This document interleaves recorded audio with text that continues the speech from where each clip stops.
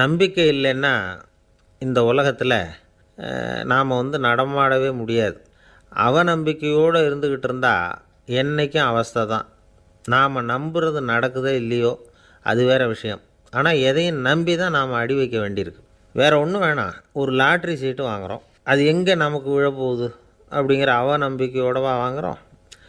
பரிசு நமக்கு தான் அப்படிங்கிற நம்பிக்கை உள்ளூர இருக்கிறதுனால தான் அதை வாங்குகிறோம். இருந்தாலும் முடிவு வேறு மாதிரி ஆகிடுது. அதுக்காக மனசு சோர்ந்து போகிறதில்ல, அடுத்த மாதமும் சீட்டு வாங்குகிறோம். இந்த நம்பிக்கை தான் மனித வாழ்க்கைக்கு ஆதாரம். ஒரு கடையில் போய் டீ சாப்பிட்றீங்க, அந்த டீ நல்ல டீ தானா, அதில் விஷம் கலந்துருக்குமா அப்படிங்கிற சந்தேகம் வந்துட்டுதுன்னு வச்சுங்க. அதுக்கப்புறம் அதை எப்படி நீங்கள் சாப்பிட முடியும்? நம்பி தான் சாப்பிட்ணும். ரயில் ஒழுங்காக போய் சேருங்கிற நம்பிக்கை இருக்கிறதுனால தான் அதில் ஏறி உட்காடுறோம். லெட்டர் ஒழுங்காக போய் சேருங்கிற நம்பிக்கை இருக்கிறதுனால தான் பெட்டியில் போடுறோம். சரி, நம்ம கதையெல்லாம் நம்மளோட இருக்கட்டும்.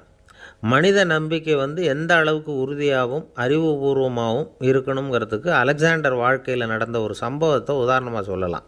இந்த உலகத்தையே ஜெயிக்கணும்னு புறப்பட்டார் அலெக்சாண்டர். ஒரு கட்டத்தில் அவர் சிட்னஸ் நதி கரைக்கு சேர்ந்தார். அந்த சமயத்தில் அவருக்கு கடுமையான நோய் வந்துட்டுது. அவர் கூடவே வந்திருந்த கிரேக்க வைத்தியர்கள் என்னென்னமோ முயற்சியெல்லாம் பண்ணி பார்த்தாங்க. இருந்தாலும் அலெக்சாண்டருக்கு வந்திருக்கிறது என்ன நோய்ங்கிறத அவங்களால கண்டுபிடிக்க முடியல. ஏன்னா அந்த பகுதியில் உள்ளவங்களுக்கு மட்டுமே அதிகமாக வரக்கூடிய ஒரு வினோதமான நோயாக இருந்தது அது. ஆனால் அவர் இருக்கிற இடம் எதிரியோட இடம், பாரசீக மன்னனோட ஆளுகைக்கு உட்பட்ட இடம். என்ன பண்ணுறது அப்படின்னு எல்லாரும் யோசனை பண்ணாங்க. பாரசீக மன்னனோட அரண்மனையில் இருக்கிற வைத்தியர் வந்தால் இந்த நோயை குணப்படுத்தி விடுவார் அப்படின்னு சொன்னாங்க. இருந்தாலும் எதிரியோட நாட்டில் இருக்கிற வைத்தியரை கூப்பிட்டு எப்படி நம்பி வைத்தியம் பார்க்க சொல்கிறது அப்படின்னு சொல்லி எல்லோரும் தயங்கினாங்க. ஆனால் அலெக்சாண்டர் தயங்கலை. பரவாயில்ல, அழைச்சிட்டு வாங்கன்னு விட்டார். உடனே அவரை போய் அழைச்சிட்டு வந்துட்டாங்க. அவர் வந்தார். அலெக்சாண்டர் உடம்பை பரிசோதனை பண்ணி பார்த்தார். சரி, இதை குணப்படுத்தி விடலாம், பயப்பட வேண்டியதில்லை. ஆனால் இதுக்கு ஒரு மூலிகை ரசம் தயார் பண்ணி கொடுக்கணும். நான் போய் அதை தயார் பண்ணிவிட்டு 2 நாளில் திரும்பி வந்துடுறேன் அப்படின்னு சொல்லிவிட்டு போனார் அந்த வைத்தியர். அதே மாதிரி 2 நாளில் திரும்பி வந்தார் மூலிகை ரசத்தோட. இதுக்கு இடையில் அலெக்சாண்டரோட தளபதிகளில் ஒருத்தர் ரகசியமாக ஒரு எச்சரிக்கை கடிதம் கொடுத்து அனுப்பியிருக்கிறான். அதை வாங்கி என்ன விஷயம்னு பார்த்தார். இப்போ உங்ககிட்ட வந்திருக்கிற எதிரி நாட்டு வைத்தியரை நம்பாதீங்கோ, அவன் கொண்டுகிட்டு வந்திருக்கிற மூலிகை ரசத்தில் விஷம் கலந்துருக்குது அப்படின்னு அதில் எழுதியிருக்கு. அதை பார்த்தார் அலெக்சாண்டர். இருந்தாலும் கொஞ்சம் கூட அலட்டிக்கலை. வைத்தியர் கொடுத்த மருந்தை வாங்கி கடகடன்னு குடிச்சுட்டு அதுக்கப்புறம் அந்த கடிதத்தில் இருந்த விஷயத்தை அந்த வைத்தியர்கிட்ட சொன்னார். வைத்தியர் திகைச்சு போயிட்டார். தன் மேலே அலெக்சாண்டர் வச்சுருக்கிற நம்பிக்கையை பார்த்து அவருக்கு ரொம்ப வியப்பு. வைத்தியர் உண்மையிலேயே நல்ல மருந்து தான் கொண்டுகிட்டு கொடுத்துருக்கிறார், அதில் விஷம்லாம் எதுவும் கலக்கலை. அதுக்கப்புறம் அலெக்சாண்டர் அந்த வைத்தியரை பார்த்து சொன்னாராம், நம்பிக்கைங்கிற அச்சாணியை ஆதாரமாக வச்சுக்கிட்டு தான் இந்த உலகம் சுற்றிக்கிட்டு இருக்குது. எனக்கு எதிரியாக இருந்தாலும் பாரசீக மன்னர் ரொம்ப பெரியவர். அப்பேற்பட்ட மன்னருடைய அரண்மனை வைத்தியர் தொழில் நேர்மை இல்லாதவராக இருக்க மாட்டார். அப்படி இருந்தால் அவரை அரண்மனை வைத்தியராக வச்சிருக்கவே மாட்டாங்க அப்படின்னு நம்பினேன். என்னுடைய நம்பிக்கை வீண் போகலை அப்படின்னாராம். இதுதான் மானுட நம்பிக்கைங்கிறது. இந்த காலத்துலேயும் இது மாதிரி இந்த மானுட நம்பிக்கையை ரொம்பவும் சாமர்த்தியமாக கையாளுகிற கெட்டிக்காரங்க சில பேர் இருக்கிறாங்க. இந்த காலத்து குரு, அவருக்கு ஒரு சிஷ்யன். குரு முன்னாடி அந்த சிஷ்யன் ரொம்ப பணிவாக நின்று, குருவே, உங்கள் கையால் விஷத்தை கொடுத்தாலும் அதை வாங்கி மடமடன்னு குடிச்சிருவேன் அப்படின்னா. உன்னுடைய குரு பக்தியை மெச்சினேன் அப்படின்னார் குரு. அதுக்கு அந்த சிஷ்யன், அப்படி இல்லை குருவே, உங்கள்கிட்ட சிஷ்யனாக இருக்கிறத விட உங்கள் கையால் விஷத்தை வாங்கி குடிச்சு விட்றது ரொம்ப நல்லது, அதனால தான் அப்படி சொன்னேன் அப்படின்னா. ஒரு காலத்தில் பிரஷ்யா அப்படின்னு ஒரு தேசம் இருந்தது. இப்போ ஜெர்மனி இருக்குல்ல, இதோட பெரும்பகுதி ஒரு காலத்தில் பிரஷ்யாங்கிற பேரில் இருந்தது. அப்போ அதுக்கு அரசராக இருந்தவர் மகா ஃப்ரெடரிக், அதாவது ஃப்ரெடரிக் தி கிரேட் அப்படின்னு சொல்லுவாங்க. அந்த ராஜாவுக்கு ஒரு சந்தேகம், நாம் பல வகையான வரிகளை விதித்து வசூல் பண்ணுறோம், அப்படி பண்ணி வருமானம் குறைஞ்சிக்கிட்டே போகுதே, இதுக்கு என்ன காரணமாக இருக்கும்? இதுதான் அவருக்கு ஏற்பட்ட சந்தேகம். ஒரு சமயம் அந்த அரசர் தம்முடைய அமைச்சர்களையும் பிரபுக்களையும் தளபதிகளையும் கூப்பிட்டு ஒரு விருந்து வச்சார். விருந்து முடிஞ்சதும் அவங்கள பார்த்து இந்த சந்தேகத்தை கேட்டார். வரிகள் அதிகமாக விதித்து வருமானம் குறையறதுக்கு என்ன காரணம் அப்படின்னு கேட்டார். பல பேருக்கு இதுக்கு சரியாக பதில் சொல்ல தெரியல. அனுபவசாலியான ஒரு தளபதி எழுந்திருச்சார். அரசே, அது எப்படிங்கிறத இப்போ உங்களுக்கு காட்டுறேன்னார். உடனே ஒரு பெரிய பனிக்கட்டி ஒன்றை தன்னுடைய கையில் எடுத்தார். அதை அப்படியும் எப்படியும் திருப்பி பார்த்தார். அப்புறம் அடுத்தவர்கிட்ட கொடுத்தார். அவரும் அதை அப்படியும் இப்படியும் திருப்பி பார்த்துட்டு அடுத்தபடியாக இருந்தவர்கிட்ட கொடுத்தார். இப்படியே இதை ஒவ்வொருத்தராக பார்த்துட்டு ஒவ்வொரு கையாக மாறி கடைசியில் மன்னர் கைக்கு போய் சேர்ந்தது. மன்னர் கைக்கு அந்த பனிக்கட்டி போய் சேர்ந்தப்போ அது கொஞ்சம் கொஞ்சமாக உருகி ஒரு பட்டாணி கடலை சைஸுக்கு ஆகிட்டுது. மன்னர் யோசனை பண்ணார், வரி அதிகமாக போட்டாலும் வந்து சேர்றது குறைவாக இருக்கிறதுக்கு என்ன காரணம் அப்படிங்கிறது அவருக்கு புரிஞ்சு போச்சு. காலம்தான் மாறிட்டு இருக்கே தவிர இந்த கையூட்டு வாங்குகிற பழக்கம் மாறினதாக தெரியல.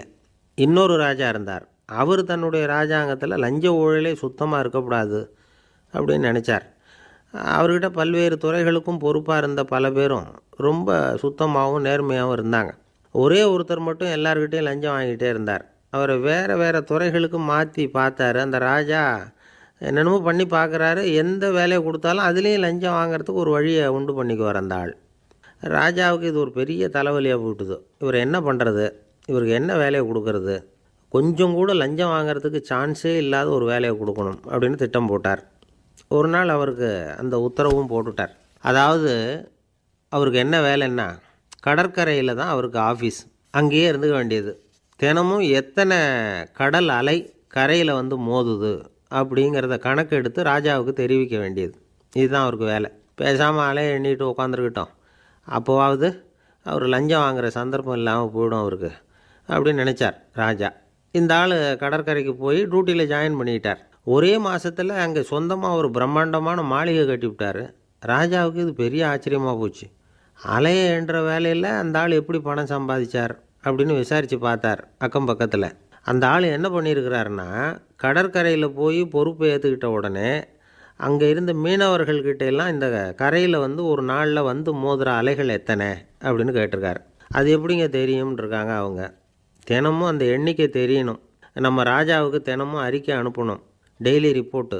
தவறுனா நீங்கள் இந்த கடலில் போய் மீன் பிடிக்கிறதுக்கு ராஜாவோட அனுமதி கிடைக்காது அப்படின்ட்டுருக்காரு. உடனே மீனவர்கள்லாம் பயந்து போட்டாங்க. கடலுக்கு போகிறதுக்கு அனுமதி இல்லைன்னா பட்டினி கிடக்கிறது மாதிரி ஆகிடுமே. மெதுவாக அந்த ஆளுக்கிட்ட போனாங்க. காதோட காதாக சொன்னாங்க, ஐயா, எங்களால் வந்து கடல் அலையை வந்து எண்ண முடியாது. தினமும் எங்களால் முடிஞ்சதை உங்களுக்கு பணமாக கொடுத்துட்றோம். நீங்கள் தான் ராஜா கிட்ட சிபாரிசு பண்ணி நாங்கள் தொடர்ந்து மீன் பிடிக்கிறதுக்கு அனுமதி வாங்கி கொடுக்கணும் அப்படின்னு வேண்டிக்கிட்டாங்க. பணம் தினமும் வந்து சேர ஆரம்பிச்சுட்டுது. பதவியில் மற்ற பதவியோட இந்த பதவி எவ்வளவோ மேல் அப்படின்னு நினச்சிட்டான் அந்த ஆள். அது மட்டும் இல்லை, தயவு பண்ணி என்னை இந்த இடத்த விட்டு மாற்றி விடாதீங்க சார் அப்படின்னு வேற கேட்க ஆரம்பிச்சிட்டானா. ஒரு ஊரில் ஒரு ராஜா இருந்தார். அவர் ஒரு பூனை வளர்த்தார். ரொம்ப செல்லமாக அவர் அந்த பூனையை வளர்த்தார். அவர் என்ன பண்ணுவார் தெரியுமா, இரவு நேரத்தில் அந்த பூனையோட தலையில் ஒரு விளக்கை வச்சுருவார். அந்த பூனை ரொம்ப ஜாக்கிரதையாக அந்த விளக்கு கீழே விழுந்துடாமல் பார்த்துக்கும். தலையை ஆட்டாமல் ரொம்ப நிதானமாக ராஜா பின்னாடி நடந்து போய்கிட்டே இருக்கும். அந்த விளக்கு வெளிச்சத்தில் எல்லா வேலைகளையும் செஞ்சுருவார். கையில் ஒரு விளக்கை தனியாக எடுத்துகிட்டு போக வேண்டிய அவசியமே இல்லை. விளக்கை தூக்கிட்டு போகிற வேலையை அந்த பூனை பார்த்துக்கும். அதனால் ராஜாவுக்கு அந்த பூனை மேலே ரொம்ப பிரியம். மந்திரிகளையெல்லாம் கூப்பிட்டு அவங்கக்கிட்ட சொல்லுவார், பார்த்தீங்களா இந்த பூனை எவ்வளவு விசுவாசமாக நடக்குது, என் பேரில் எவ்வளவு மரியாதை பார்த்தீங்களா அதுக்கு அப்படிம்பார். இதை கேட்டுவிட்டு அங்கேருந்து அமைச்சர்களில் ஒருத்தர் சொன்னார், மன்னா நீங்கள் சொல்கிறது சரிதான், இருந்தாலும் இந்த பூனையோட விசுவாசத்தை நாம் கொஞ்சம் சோதித்து பார்க்க வேண்டியிருக்கு அப்படின்னாராம். சரி, உங்கள் ஆசையை ஏன் கெடுக்கணும், நல்லா சோதித்து பாருங்கள் அப்படின்னு சொல்லிவிட்டார் ராஜா. உடனே அந்த அமைச்சர் என்ன பண்ணார் தெரியுமா, எங்கேயோ புறப்பட்டு போனார். ஒரு 5-6 எலிகளை பிடிச்சிக்கிட்டு வந்தார். அரண்மனையில் ராஜா ஏதோ வேலை பார்த்துக்கிட்டு இருக்கிறாரு. பக்கத்தில் அந்த பூனை ரொம்ப பணிவாக நின்றுக்கிட்டு இருக்குது. அது தலையில் விளக்கு எரிஞ்சிக்கிட்டு இருக்கு. அமைச்சர் தான் பிடிச்சிக்கிட்டு வந்த எலிகளை அந்த பூனை பார்வையில் படுறது மாதிரி எதிரில் விட்டார். அந்த எலிகள்லாம் அங்கேயும் இங்கேயும் ஓட ஆரம்பிச்சிது. அதை பார்த்தது பூனை, அவ்வளவுதான். தலையில் இருக்கிற விளக்கை பற்றியும் கவலைப்படலை, ராஜாவை பற்றியும் கவலைப்படலை. ஒரே பாய்ச்சலாக பாஞ்சு எலிகளை துரத்த ஆரம்பிச்சுட்டுது. தலையில் இருந்த விளக்கு எங்கேயோ போய் விழுந்தது, அணைஞ்சு போச்சு. இருட்டில் ராஜா தடுமாற ஆரம்பிச்சுட்டார். இந்த சமயத்தில் அந்த அமைச்சர் மறுபடியும் விளக்கை ஏற்றினார். வெளிச்சம் வந்தது. அதுக்கப்புறம் அந்த அமைச்சர் பேசினார், அரசே, பூனையோட விசுவாசத்தை பார்த்தீங்களா, எலி அது கண்ணில் படுற வரைக்கும் தான் விசுவாசமாக இருந்தது. அது மாதிரி எலியை பார்த்ததும் எல்லாத்தையும் விட்டுட்டு அதை துரத்த ஆரம்பிச்சுட்டு பார்த்தீங்களா. தான் வந்து அந்த பூனையை பற்றி நினச்சது தப்புங்கிறது அதுக்கப்புறம் தான் அந்த ராஜாவுக்கு புரிஞ்சுதான். சரி, இப்போ எதுக்கு இந்த கதையெல்லாம் அப்படிங்கிறீங்களா, இந்த பூனை மாதிரி தான் நம்ம மனசும். மனசை எவ்வளவு தான் பயிற்சி கொடுத்து பக்குவமாக வச்சுருந்தாலும் பார்க்குறதுக்கு பரமசாது மாதிரி தான் இருக்கும். பார்க்க வேண்டியதை பார்த்துட்டுதுன்னா பாஞ்சிரும். இந்த பூனை மாதிரி புலன் இன்ப பொருள்கள் கிட்டாத வரைக்கும் மனம் அடங்கி இருக்கிறது மாதிரி தான் தெரியும். கொஞ்சம் வாய்ப்பு கிடைச்சாலும் அது குதிக்க ஆரம்பிச்சிடும், தப்பு பண்ண ஆரம்பிச்சிடும். பெரிய பெரிய முனிவர்கள் வாழ்க்கையில் நடந்த வீழ்ச்சி இதை தான் நிரூபிக்குது. புலன்களின் ஆற்றல் அதிகம், அதனால் மனக்கட்டுப்பாடு பயிற்சிகளில் ரொம்ப எச்சரிக்கையாக இருக்கணுங்கிறார் சுவாமி சிவானந்தர். மது பழக்கத்தையே விட்டுவிட்டேன்னு உறுதியாக இருப்பான். கடை கண்ணில் பட்டுவிட்டுதுன்னா கால் அவனை கேட்காமலே இழுத்துக்கிட்டு உள்ளே போயிடும். இதுதான் மனசுங்கிறது. அதுதான் அந்த ராஜா வளர்த்த பூனை. நம்மால் ஒருத்தன் அந்த ராஜா பூனை தலையில் விளக்க வச்சது மாதிரி இவன் தன்னுடைய தலையிலேயே ஒரு விளக்கை ஏற்றி வச்சுக்கிட்டு என்னத்தையோ தேட ஆரம்பித்தான். தேடிக்கிட்டு இருக்கிறான். தலையை ஆட்டாமல் நிதானமாக நடந்து ரொம்ப நேரமாக தேடிகிட்டு இருக்கிறான். அந்த சமயம் அங்கே வந்த ஒருத்தர் என்னத்தை தேடுறீங்கன்னு கேட்டார். அதுதான் மறந்து போச்சு அப்படின்னு இழுத்தான்.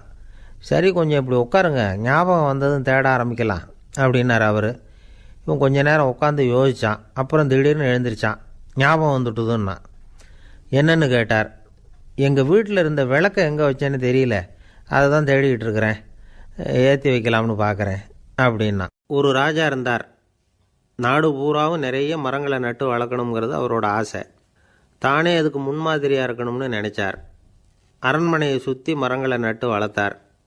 இதை பார்த்துட்டு ஜனங்களும் அவங்கவுங்க வீட்டை சுற்றி மரக்கன்றுகளை நட்டு வளர்த்தாங்க. கொஞ்ச காலத்தில் ஊர் பூரா பசுமையாக மாறிச்சு. எல்லாருக்கும் சந்தோஷமாக இருந்தது. இது ஒரு பக்கம் இருக்கட்டும். இப்போ நான் சொல்ல போகிற கதை வேறு. அதாவது அந்த ராஜா ஒரு நாள் தன்னுடைய அரண்மனையை சுற்றி இருக்கிற விதவிதமான மரங்களை எல்லாம் போய் பார்த்தார். எப்படி இருக்கிறீங்க அப்படின்னு ஒவ்வொரு மரத்துக்கிட்டையும் விசாரித்தாராம். எந்த மரமும் சந்தோஷமாக இருக்கிறதா தெரியல. அதுக்கும் மனசில் ஒரு குறை. முதல்ல ஆலமரத்துக்கிட்ட போனார். அது சொல்லிச்சு, மண்ணா, நான் நல்லா பெருசாக வளர்ந்துருக்கிறேன், அடர்த்தியாக இருக்கிறேன், கிளையெல்லாம் 4 பக்கமும் நல்லா படர்ந்து தான் இருக்குது, இருந்தாலும் எந்த பிரயோஜனமும் இருக்கிறதா தெரியல எனக்கு. என்னுடைய பழம்லாம் ரொம்ப சின்னதாக இருக்குது, என் கண்ணுக்கு சரியாக புலப்பட மாட்டேங்குது. நான் இருக்கிற சைஸுக்கு என்னுடைய கிளையில் இருக்கிற பழம்லாம் எவ்வளோ பெருசாக இருக்கணும், அது இத்தினூண்டு இருக்கிறது எனக்கு பெரிய அவமானமாக இருக்குது. இப்படி இங்கே நின்றுக்கிட்டு இருக்கிறதே ரொம்ப கூச்சமாக இருக்குது. ஒரு நல்ல புயல் வந்ததுன்னா பேசாமல் சாஞ்சு விடலாமான்னு பார்க்குறேன் அப்படின்னு புலம்புது ஆலமரம். சரி இருக்கட்டும்னு நினச்சிக்கிட்டு ராஜா அடுத்தபடியாக ஒரு அத்தி மரத்துக்கிட்ட போனார். அதுவும் புலம்ப ஆரம்பிச்சுட்டுது. நான் கூட பெரிய மரம் தான், இல்லை இலையெல்லாம் அழகாக தான் இருக்குது, பழம் அழகாக இருக்குது, இருந்தாலும் உள்ள விஷயம் இல்லையே, அத்தி பழத்தை புட்டு பார்த்தா அத்தனையும் சொத்தை அப்படின்னு பழமொழியே உண்டாயிட்டுதே, இப்படி ஒரு கெட்ட பேரோடு நான் இருக்கணுமா அப்படின்னு புலம்புது அது. சரி இது இருக்கட்டும் அப்படின்னு சொல்லி அடுத்தபடியாக வேப்ப மரத்துக்கிட்ட போனார். அது தன்னுடைய வேதனையை வெளியிட்டது. எனக்கு எவ்வளவோ மருத்துவ குணங்கள்லாம் இருக்கிறதா சொல்லிக்கிறாங்க, இருந்தாலும் என்ன பிரயோஜனம், என்னுடைய பழத்தை மனிதர்கள் யாரும் விரும்பி சாப்பிட்றது இல்லையே அப்படின்னுது. ராஜா அடுத்தாப்புல இருந்து ஒரு பனை மரத்துக்கிட்ட போனார். நான் நல்லா உயரமாக தான் வளர்ந்துருக்கிறேன், மற்ற மரங்கள்லாம் என்னை அண்ணாந்து தான் பார்க்கணும், இருந்தாலும் என்கிட்ட நிழலுக்காக யாரும் ஒதுங்கிறது இல்லையே அப்படின்னுது. என்ன இது எல்லா மரமும் இப்படி திருப்தி இல்லாமல் இருந்துக்கிட்டு இருக்குதே அப்படின்னு நினச்சிக்கிட்டே ராஜா அடுத்தபடியாக அங்கே இருந்த ஒரு பைன் மரத்துக்கிட்ட போனார். அழகாக உயரமாக பசுமையாக தான் இருந்தது, ஆனால் பழமோ பூவோ கிடையாது. அதை நினச்சி அது வருத்தப்பட்டுக்கிட்டு இருக்குது. ஓக் மரம் அது ஒன்று நின்றுட்டு இருந்தது. அது என்ன சொல்லிச்சுன்னா, இலையுதிர் காலத்தில் என் மேலே இருக்கிற எல்லா இலைகளும் உதிர்ந்து போடுது, முடி கொட்டின மனிதர்கள் மாதிரி மொட்டையாக நான் நிற்க வேண்டியிருக்குது, என்ன வாழ்க்கை இது அப்படின்னு சொல்லி அழுத்துக்கிட்டது.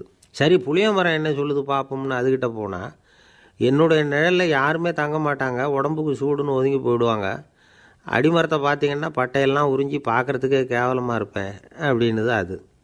முருங்கை மரம் என்ன சொல்லிச்சு தெரியுமா, என்னுடைய இலை காயெல்லாம் சாப்பிட்றவங்களுக்கு சத்து கொடுக்கறது வாசம்தான், ஆனால் என் உடம்புல சத்தே கிடையாது, கொஞ்சம் வேகமாக காற்று அடிச்சதுன்னா முறிஞ்சி விழுந்துடுறேன், என்ன வாழ்க்கை இது அப்படின்னு சொல்லி அது வருத்தப்பட்டது.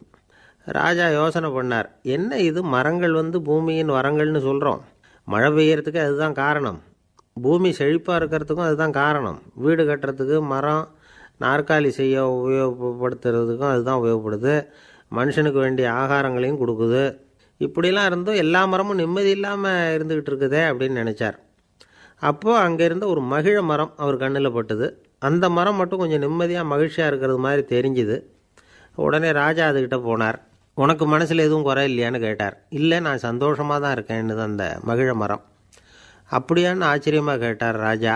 ஆமாம் மன்னா, இந்த இடத்துல நீங்கள் ஒரு முருங்கை மரத்தையோ வேப்ப மரத்தையோ கூட நட்டிருக்கலாம். ஆனால் இந்த இடத்துல நடுறதுக்கு என்ன தேர்ந்தெடுத்துருக்குறீங்க, அதுவே எனக்கு பெருமை, அதுவே எனக்கு திருப்தி அப்படின்னு தான் மகிழ மரம். மகிழ மரம் சாதாரணமாக தான் இருக்கும். இளம் மஞ்சள் நிறத்தில் பூக்கள், அது காய்ந்தும் மனம் வீசும்.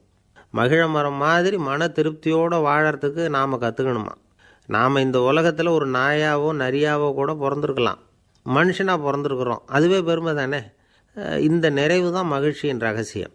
ஒரு பையன் அப்பா கிட்ட போய், அப்பா நீங்கள் இந்த உலகத்தில் ஒரு மனுஷனாக பிறந்தது என்னோட அதிர்ஷ்டம் நானா.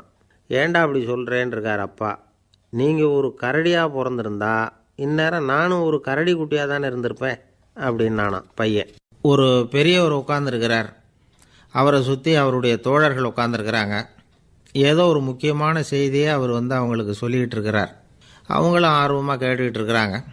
இந்த சமயத்தில் யாரோ ஒரு ஆள் வேகமாக அங்கே வர்றார். வர்ற வேகத்திலேயே எனக்கு ஏதாவது உதவி செய்யுங்க அப்படின்னு கேட்டுக்கிட்டே வர்றார்.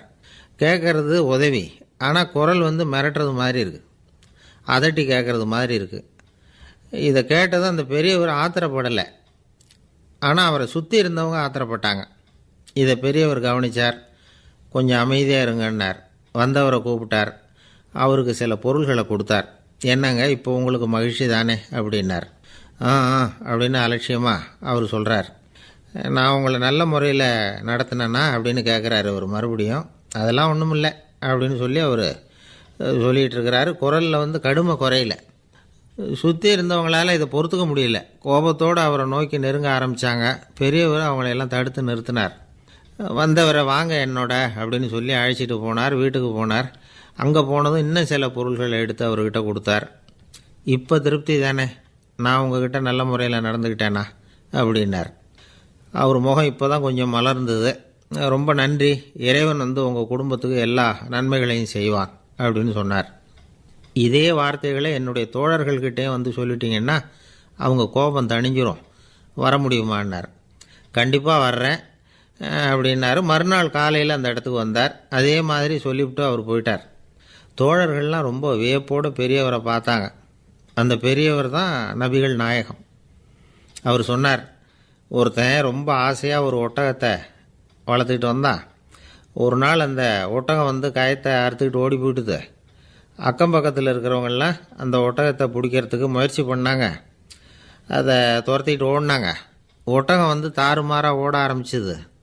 இந்த சமயத்தில் ஒட்டகத்தை வளர்த்தவன் அங்கே ஓடி வந்தான். நீங்கள் அதை ஒன்றும் செய்ய வேணாம், விட்டுருங்க, அதோட சுபாவம் எனக்கு நல்லா தெரியும், அதை சுலபமாக என்னோடய வழிக்கு கொண்டுகிட்டு வந்துட முடியும், நான் பார்த்துக்கிறேன், விட்டுருங்கோ அப்படின்னா. எல்லோரும் விலகி போயிட்டாங்க. இவன் என்ன செஞ்சான் தெரியுமா? கொஞ்சம் புல்லை கையில் எடுத்துக்கிட்டு அந்த ஒட்டகத்தை நெருங்கினான். அவ்வளவுதான். அது ஓடி இவன் காலடியில் உட்காந்துக்கிட்டது. செல்லமாக அதை அப்படியே தடவி கொடுத்தான். முதுகில் ஏறி உட்காந்துக்கிட்டான். அது பாட்டுக்கு சாதுவாக நடந்து போகுது. இந்த கதையை நபிகள் நாயகம் தம்முடைய தோழர்களுக்கு சொல்கிறார். ஒட்டகத்தை மட்டும் இல்லை, சில மனிதர்களையும் கூட சில விதத்தில் அணுகி தான் அவர்களை சீர்திருத்த வேண்டியிருக்குது அப்படிங்கிறத அவங்களுக்கு உணர்த்தினார். இது ஒரு அழகான உளவியல் அணுகுமுறை. சில குடும்ப தலைவர்கள் கூட இந்த ஒட்டகம் மாதிரி நடந்துக்கிறது உண்டு, அப்புறம் அடங்கி போகிறதும் உண்டு. ஒரு குடும்ப தலைவர் காலையில் எழுந்திரிச்சதுலேருந்து சத்தம் போட்டு கத்திக்கிட்டு இருப்பார். பக்கத்தில் இருந்தவங்கெல்லாம் ஓடி போய் சமாதானம் பண்ணி பார்த்தாங்க. அவர் ஓயறது மாதிரி தெரியல. கடைசியில் அவர் மனைவி வந்தாங்க. நீங்கள் எல்லாம் விலகி போயிடுங்க, அவர் சுபாவம் எனக்கு தெரியும், நான் பார்த்துக்கிறேன் அப்படின்னாங்க. சரின்னு எல்லோரும் போயிட்டாங்க. சாயந்தரமாக பார்க்குறாங்க, அவர் சத்தம் இல்லாமல் ஒரு மூலையில் உட்காந்துருக்கிறார். ரொம்ப சாதுவா. ஆச்சரியமாக இருந்தது. என்னம்மா பண்ணீங்கன்னு கேட்டாங்க. அது ஒன்றும் இல்லைங்க, ஒரு வேளை சாப்பாட்டை நிறுத்தினேன், பட்னி போட்டேன், அவ்வளவுதான் அப்படின்னாங்க அந்த அம்மா. ஒரு ராஜா ஊரெல்லாம் சுற்றி பார்த்துட்டு வரலாம்னு ஒரு நாள் புறப்பட்டு போனார். ஒரு இடத்துல தறி நெசவு வேலை ரொம்ப மும்முரமாக நடந்துக்கிட்டு இருந்தது. ஒரு பெரியவர் தறியால் நெசவு வேலை செஞ்சுக்கிட்டு இருந்தார். பக்கத்தில் ஒரு அழகான பொண்ணு உட்காந்து நூலை சுற்றிக்கிட்டு இருக்குது. ராஜா அந்த பெரியவரை பார்த்து யார் இந்த பொண்ணுன்னு விசாரித்தார். ராஜா அப்படி கேட்டதும் அவருக்கு ரொம்ப பெருமையாக போயிட்டுது. ஏன்னா உட்காந்துருந்தது அவரோட மகள். அரசே, இது என்னுடைய மகள், இவ வேகமாக நூல் தெரிக்கக்கூடியவள், வைக்கோல் எடுத்து இவ தெரிச்சா கூட அது எல்லாம் பவுனிழையாக வெளியில் வரும் அப்படின்னு ஒரு ராசி இவளுக்கு அப்படின்னு ரொம்ப பெருமையாக ராஜா கிட்ட சொன்னார். ராஜா இதை கேட்டதும் அசந்துட்டார். அப்படியா, இவ்வளவு அழகும் சாமர்த்தியமும் உள்ள இந்த பொண்ணு என்னோட வரட்டுமே, இவளை என் மருமகளாக ஆக்கிக்கிறேன் அப்படின்னார் ராஜா. அந்த பெரியவருக்கு ஒன்றும் புரியல. ஏதோ கொஞ்சம் பெருமையாக சொல்ல போவோ அது இப்படி ஆயிட்டுதே அப்படின்னு கவலைப்பட்டார். இருந்தாலும் ராஜா பேச்ச தட்ட முடியுமா, மகளை அனுப்பி வச்சுட்டார். ராஜா அந்த பொண்ணை அரண்மனைக்கு அழைச்சிட்டு வந்தார். அங்கே ஒரு அறையில் வச்சு பூட்டி விட்டார். அந்த ரூமு நிறைய வைக்கோலை கொண்டாந்து போட்டு அடைச்சாங்க. 3 ராட்டைகள் வேறு வச்சுருந்தாங்க. நாளைக்கு பொழுது விடியறதுக்குள்ளே நீ இந்த வைக்கோலையெல்லாம் தங்க இழைகளாக மாற்றி காட்டணும். நாளைக்கு காலம்புறம் வந்து நான் இந்த அறை கதவை திறப்பேன். உன் தகப்பன் சொன்னது மாதிரி எல்லாம் தங்கமாக மாறி இருக்கணும், இல்லைன்னா நீ உயிர் தப்ப முடியாது அப்படின்னு உத்தரவு போட்டார். பாவம் அந்த பொண்ணு என்ன பண்ணும், பகல் பூரா அழுதுகிட்டே உட்காந்துருக்குது. ராத்திரி பூராவும் தூக்கம் வரல. மறுநாள் அதிகாலை நேரத்தில் யாரோ கதவை தட்டுற சத்தம் கேட்டுது. பயந்துக்கிட்டே கதவை திறக்கிறா. திறந்து பார்த்தா வெளியில் 3 அவலட்சணமான பெண்கள். ஒருத்திக்கு வந்து கால் அகலமாக முறை மாதிரி இருக்குது, இன்னொருத்திக்கு கட்டை விரல் கரண்டி மாதிரி பெருசாக இருக்குது, 3ஆவது பொண்ணுக்கு உதடு தடித்து ரப்பர் மாதிரி தொங்கிக்கிட்டு இருக்கு. யார் நீங்கள், உங்களுக்கு என்ன வேணும் அப்படின்னு கேட்குது இந்த பொண்ணு. நாங்கள் உங்களுக்கு உதவி செய்கிறதுக்கு தான் வந்திருக்கிறோம் அப்படின்னு சொல்லி உள்ளே வந்தாங்க. உட்காந்தாங்க. கொஞ்ச நேரத்துக்குள்ளே உள்ளே இருந்த வைக்கோலையெல்லாம் தங்க இழைகளாக மாற்றி கொடுத்துட்டு போயிட்டாங்க. காலையில் ராஜா வந்தார், பார்த்தார். ஆகா பேஷுனார். இன்னும் கொஞ்சம் வைக்கோலை கொண்டாந்து அந்த ரூமில் போட சொன்னார். இந்த வைக்கோலையும் இன்றைக்கி தங்கமாக மாற்றிவிடு, நாளைக்கு மறுநாள் உனக்கும் இளவரசனுக்கும் கல்யாணம்னு சொல்லிவிட்டார். இன்றைக்கி ராத்திரி அந்த 3 பொண்ணுங்களும் வந்தாங்க. வைக்கோலை பொண்ணு இழைகளாக மாற்றினாங்க, புறப்பட்டாங்க. இந்த பொண்ணு அவங்க காலில் விழுந்து வணங்கினா. என் உசுரை காப்பாற்றினீங்க, உங்களுக்கு நான் என்ன கைமாறு செய்ய போகிறேன் அப்படின்னா. பயப்படாத, நீ விரும்பினா எங்களுக்கு ஒரு உதவி செய்யலாம். உன்னுடைய கல்யாணத்துக்கு நாங்கள் 3 பேரும் வரோம். நீ எங்களை வந்து வரவேற்று ராஜாக்கிட்டேயும் இளவரசர்கிட்டையும் நாங்கள் வந்து உன்னோட பெரியப்பா பொண்ணுங்கன்னு சொல்லி அறிமுகப்படுத்தி வை, நாங்கள் விருந்து சாப்பிட்டுட்டு போயிடுறோம் அப்படின்னாங்க. ரொம்பவும் சந்தோஷமாக சரின்னு ஒத்துக்கிட்டா. கல்யாண நாள் வந்தது. கல்யாணம் ரொம்ப கோலாகலமாக நடந்துக்கிட்டு இருக்கு. எல்லா தேசத்து ராஜா ராணிகளும் வந்துக்கிட்டு இருக்கிறாங்க. அந்த 3 அவலட்சணமான பொண்ணுங்களும் வந்து சேர்ந்தாங்க. யார் இவங்கன்னு கேட்டார் ராஜா. என் பெரியப்பா பொண்ணுங்க அப்படின்னா அந்த பொண்ணு. காலும் உதடும் கட்டை விரலும் ஏன் இப்படி உங்களுக்கு அவலட்சணம் ஆயிட்டுது அப்படின்னு கேட்டார். அதுக்கு அந்த பொண்ணுங்க பதில் சொன்னாங்க. என்ன செய்கிறது, ஓயாமல் வைக்கோலை நூற்று ஒருத்தியோட கட்டை விரல் அப்படி கரண்டி மாதிரி ஆயிட்டுது, நாக்கில் தொட்டு தொட்டு திரிச்சதுனால ஒருத்தியோட உதடு அப்படி ஆயிட்டுது, காலால் கட்டையை அழுத்தி அழுத்தி தறி போட்டதுனால இன்னொருத்தையோட கால் அப்படி ஆயிட்டுது. உங்கள் மருமகளாக வந்திருக்கிற இந்த பொண்ணு அந்த 3ஐயுமே செய்ய தெரிஞ்சவ தான். என்ன ஆக போதும் இன்னும் கொஞ்ச நாளில் அப்படின்னாங்க. அவ்வளவுதான். ராஜா பயந்துட்டார். அம்மா, இன்னையிலேருந்து நீ இளவரசனின் மனைவி, நீ எப்பவும் அழகாக இருக்கணும், அதனால் நீ இனிமேல் வைக்கோலை திரிக்கவே கூடாது அப்படின்னு உத்தரவு போட்டார். அவளை இக்கட்டான சூழ்நிலையிலேருந்து காப்பாற்றின அந்த 3 பொண்ணுங்களும் சந்தோஷமாக திரும்பி போயிட்டாங்களாம். சுவாமி சின்மயானந்தர் இந்த கதையை சொல்லியிருக்கிறார். தன்னலம் மறந்து சுயலாபத்தை வந்து தியாகம் செய்கிறது வைக்கோல்லேருந்து தங்க இழையை நூக்கிறது மாதிரி அப்படிங்கிறார் அவர். அது இருக்கட்டும், இப்போ நம்ம கதைக்கு வருவோம். ஒரு ராஜா தன்னோட மகனுக்கு சுயவரம் நடத்தினார். எல்லா தேசத்திலிருந்தும் ராஜகுமாரர்கள் வந்திருந்தாங்க. ராஜகுமாரியை கல்யாணம் பண்ணிக்கலாம்ங்கிற ஆசையில் சுயம்பர மண்டபத்திலேருந்து எல்லா ராஜகுமாரர்களும் அலறி அடிச்சுக்கிட்டு வெளியில் ஓடி வந்துக்கிட்டு இருக்கிறாங்களாம். ஏன் இப்படி எல்லாரும் மிரண்டு போய் ஓடி வர்றாங்கன்னு கேட்டார் ஒருத்தர். அதுக்கு இன்னொருத்தர் விவரம் சொன்னார். ராஜகுமாரியை இன்றைக்கி தான் அவங்க நேரில் பார்த்தாங்களாம், அதுதான் அப்படி ஓடி வந்துக்கிட்டு இருக்கிறாங்க அப்படின்னார். ஒரு ஜென் துறவி, அவருக்கு ரொம்ப வயசாகிட்டுது, கடைசி காலம். நண்பர்களெல்லாம் கூப்பிட்டார். நண்பர்களே, நான் வந்து வித்தியாசமான முறையில் சாகணும்னு ஆசைப்படுறேன், அதுக்கு ஏதாவது யோசனை சொல்லுங்களேன் அப்படின்னு கேட்டாராம். நண்பர்கள் சிரித்தாங்க. என்ன பேச்சு பேசுகிறீங்க, சாவறதுங்கிறது என்ன விளையாட்டு கத்தனமான காரியமா அப்படின்னு கேட்டிருக்காங்க. அந்த துறவி கொஞ்ச நேரம் யோசனை பண்ணார். அப்புறம் கேட்டாராம், இது வரைக்கும் யாராவது நடந்துக்கிட்டே இறந்துருக்குறாங்களா அப்படின்னாராம். எல்லாரும் இல்லைன்னாங்களாம். ஒருத்தர் மட்டும் சொல்லியிருக்கார். அப்படியும் ஒருத்தர் இறந்துருக்கிறதாக ஒரு கதையில் படிச்சிருக்கிறேன், ஒரு ஞானியால் தான் அப்படியெல்லாம் செய்ய முடியும் அப்படின்னு அவர் சொன்னாராம். சரி, அப்படின்னா அந்த முறை நமக்கு வேணாம், நின்றுக்கிட்டே யாராவது உயிரை விட்டுருக்காங்களா அப்படின்னு விசாரித்தாராம். அப்படியும் ஒருத்தர் இறந்துருக்கிறார் அப்படின்னாங்களாம். மறுபடியும் அந்த துறவி யோசனை பண்ணியிருக்கிறார். ஏதாவது வித்தியாசமான முறையில் நாம் வந்து போகணும் அப்படிங்கிறது அவருடைய விருப்பம். மனிதன் எப்படி வாழ்கிறானோ அப்படி இறப்பது தான் நல்லது. சரி, யாராவது தலைகீழாக வந்து யோகம் செய்யும் நிலையில் இறந்துருக்குறாங்களா அப்படின்னு விசாரித்தாராம். நண்பர்கள் சிரித்தாங்க. தலைகீழாக நின்னபடி இறந்ததாக நாங்கள் கேள்விப்பட்டதே இல்லை, அது முடியாத காரியம் அப்படின்ட்டுருக்காங்க. இப்போ அந்த துறவிக்கு திடீர்னு உற்சாகம் வந்துட்டுது. உடனே எழுந்திரிச்சார், தலைகீழாக நின்னார், அப்படியே உயிரை விட்டுட்டார். அவ்வளோதான். அந்த மடாலயத்தில் ஒரே குழப்பம். எப்படி அவரை கீழே இறக்கி படுக்க வைக்கிறது அப்படின்னு புரியல.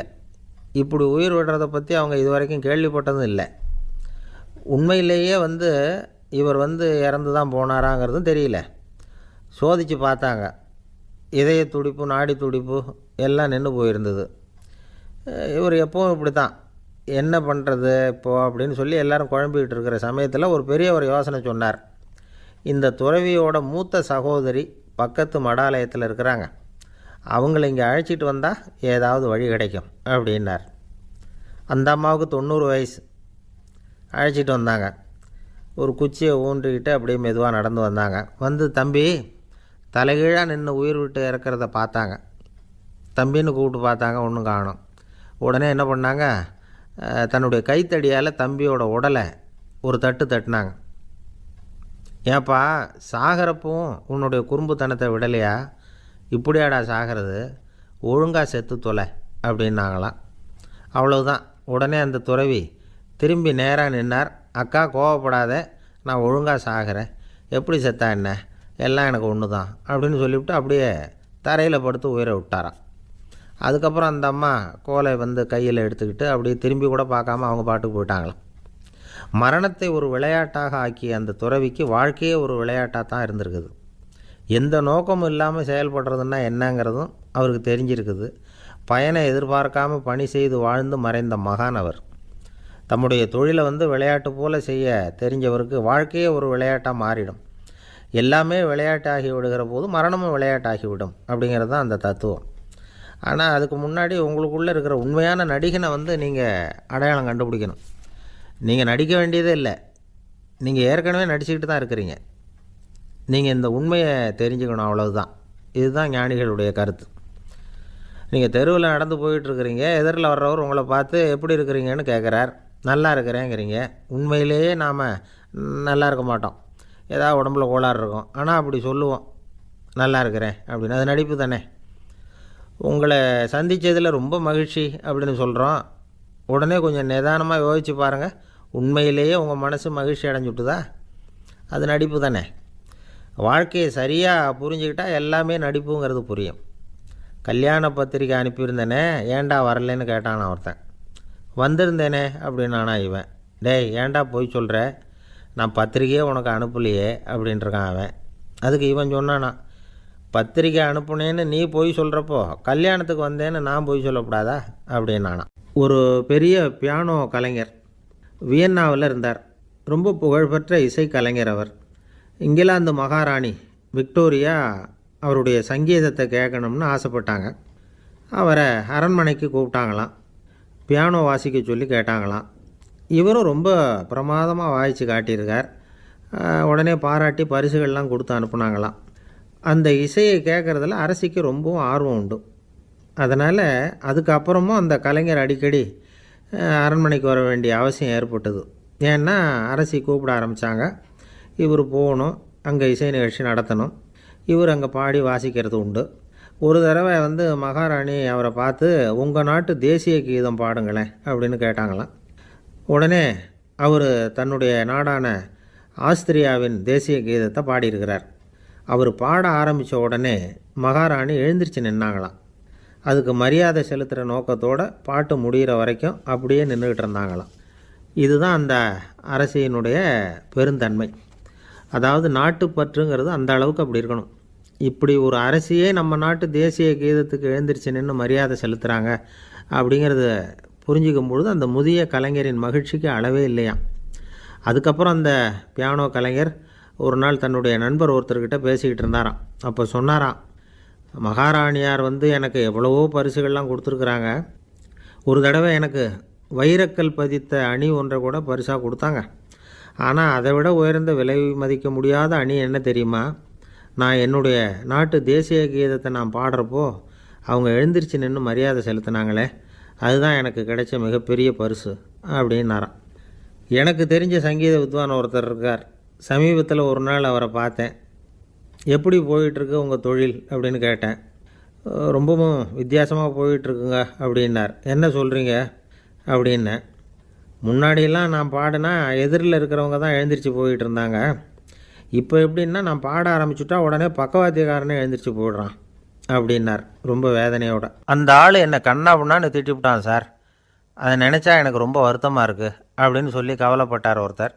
இதில் கவலைப்படுறதுக்கு என்ன இருக்குது அப்படின்னார் ஒரு பெரியவர். அவர் ஒரு மகான். என்ன சார் இப்படி சொல்கிறீங்க, ஒருத்தர் நம்ம பார்த்து திட்டுனா வருத்தமாக இருக்காதா அப்படின்னார். அது எப்படி வருத்தமாக இருக்கும், திட்டுறதுங்கிறது என்ன, அது வெறும் சத்தம் தானே அப்படின்னார் அந்த பெரியவர். நம்ம ஆளுக்கு தலையை பிச்சுக்கலாம் போல் இருந்தது. இருக்காது அப்படின்னா நமக்கு அப்படி தானே தோணுது. அந்த பெரியவர் சொல்கிறது ரொம்ப பெரிய விஷயம். அதை நாம் புரிஞ்சிக்க முயற்சி பண்ணலாம்னா நடைமுறை வாழ்க்கைக்கு அது ஒத்து வர்றது மாதிரி தெரிய மாட்டேங்குது. இருந்தாலும் அந்த பெரியவர் அதுக்கு என்ன தான் விளக்கம் கொடுக்குறாருன்னு பார்ப்போமே. ஒரு ரயில் போயிட்டுருக்கு, அதில் ஒரு சாது போயிட்டுருக்கார். அந்த ரயில் அவர் ஹரித்வாரம் போயிட்டுருக்கார். அவர் ரயிலில் ஏகப்பட்ட கூட்டம். நம்ம ஊர் ரயில் கேட்க வேணும், டிக்கெட் வாங்கிட்டு கொஞ்சம் பேர், வாங்காத கொஞ்சம் பேர். அது என்னத்துக்கு அனாவசியமாக டிக்கெட் அப்படிங்கிற நினப்பில் பாதி பேர். இந்த கூட்டத்துக்கு மத்தியில் அந்த சாதுவும் போயிட்டுருக்கிறார். உட்கார்றதுக்காக இருந்த இடத்துல ஒரு ஆள் படுத்துருக்கிறான். கொஞ்சம் முரட்டு ஆசாமி. அவன் கால் பக்கத்தில் கொஞ்சோண்டு இடம் பாக்கி இருந்தது. அந்த இடத்துல இந்த சாது உட்காந்துருந்தார். மெதுவாக உட்காந்துக்கிட்டார் போய். ஆனால் அந்த ஆள் ராத்திரி பூரா இவரை காலால் உதச்சிக்கிட்டே இருக்கிறான். அது இவருக்கு ரொம்ப அவமானமாக பட்டுது. அதனால் துக்கம் ஏற்பட்டுது. இருந்தாலும் அதை ஒரு மாதிரியாக சகிச்சுக்கிட்டே இவர் வந்து சேர்ந்தார். பொழுது விடிஞ்சுது. அந்த சாது ஹரித்வார் வந்து சேர்ந்தார். அங்கே ஒரு பெரிய ஞானியை சந்தித்தார். ராத்திரி ரயிலில் அந்த ஆள் உதைச்சதையும் அதனால் தனக்கு ஏற்பட்ட துக்கத்தையும் இந்த சாது அந்த ஞானிகிட்ட சொன்னார். சொல்லிவிட்டு, ஏன் சுவாமி, எனக்கு துக்கம் ஏற்பட்டதே அது தப்பா அப்படின்னு கேட்டார். தவறு தான்னார் அந்த ஞானி. உனக்கு இன்னமும் தேக அபிமானம் போகலைங்கிறது தான் அது காட்டுது. அஷ்டாவக்கிரர் என்ன சொல்கிறார் தெரியுமா? உண்மையான ஞானி யாராவது தன்னை வந்தனை செய்தால் அதற்காக சந்தோஷப்பட மாட்டார், யாராவது நிந்தனை செய்தால் அதற்காக வருத்தப்பட மாட்டார் அப்படின்னு சொல்கிறார். நிந்தனைங்கிறது ஒரு ஒலி தான். தேகாபிமானம் இருக்கிற வரைக்கும் இந்த ஒலி நம்மளை வேதனைப்படுத்தும். நான் தேகம் இல்லை, ஆத்மா அப்படிங்கிற நினைவு இருந்தால் இந்த ஒலி நம்மளை பாதிக்காது. மனு என்ன சொல்கிறார் தெரியுமா? ஒரு சாதகன் பாராட்டுதலை விஷம்னு நினச்சி பயப்படணும், அவமானத்தை அமிர்தம்னு நினச்சி சந்தோஷப்படணுங்கிறார். அவமானப்பட்டால் கவலைப்படாமல் எப்படி இருக்க முடியும் அப்படின்னு தான் நமக்கு தோணும். அதனால தான் நம்மளில் யாரும் இதுக்கு உதாரணமாக யாரையும் காட்ட முடியல. புத்தரையும் கபீரையும் உதாரணமாக காட்டுறாங்க. அவங்களுக்கெல்லாம் அவமானம் ஏற்பட்டப்போ கவலையே படலையாம். புத்தரை அவமானப்படுத்தணுங்கிறதுக்காக கௌசாம்பி ராணி ஒரு இளம் பெண்ணை கொலை பண்ணி சடலத்தை புத்தர் குடிசைக்கு முன்னாடி போட சொன்னார். போட்டாங்க. புத்தர் தான் அந்த பொண்ணை கெடுத்து கொலை பண்ணிவிட்டார்னு எல்லாரும் நினச்சாங்க. ஆனால் புத்தர் இதை பற்றி கவலையே படலை. அப்புறமா உண்மை தெரிஞ்சதும் புத்தர் புகழ் இன்னும் அதிகமாகிட்டுது. ஒரு பெரிய சபையில் ஒரு மோசமான பொண்ணு நுழைஞ்சி தனக்கும் கபீருக்கும் சம்பந்தம் உண்டுன்னு சொன்னான். கபீர் கவலைப்படலை.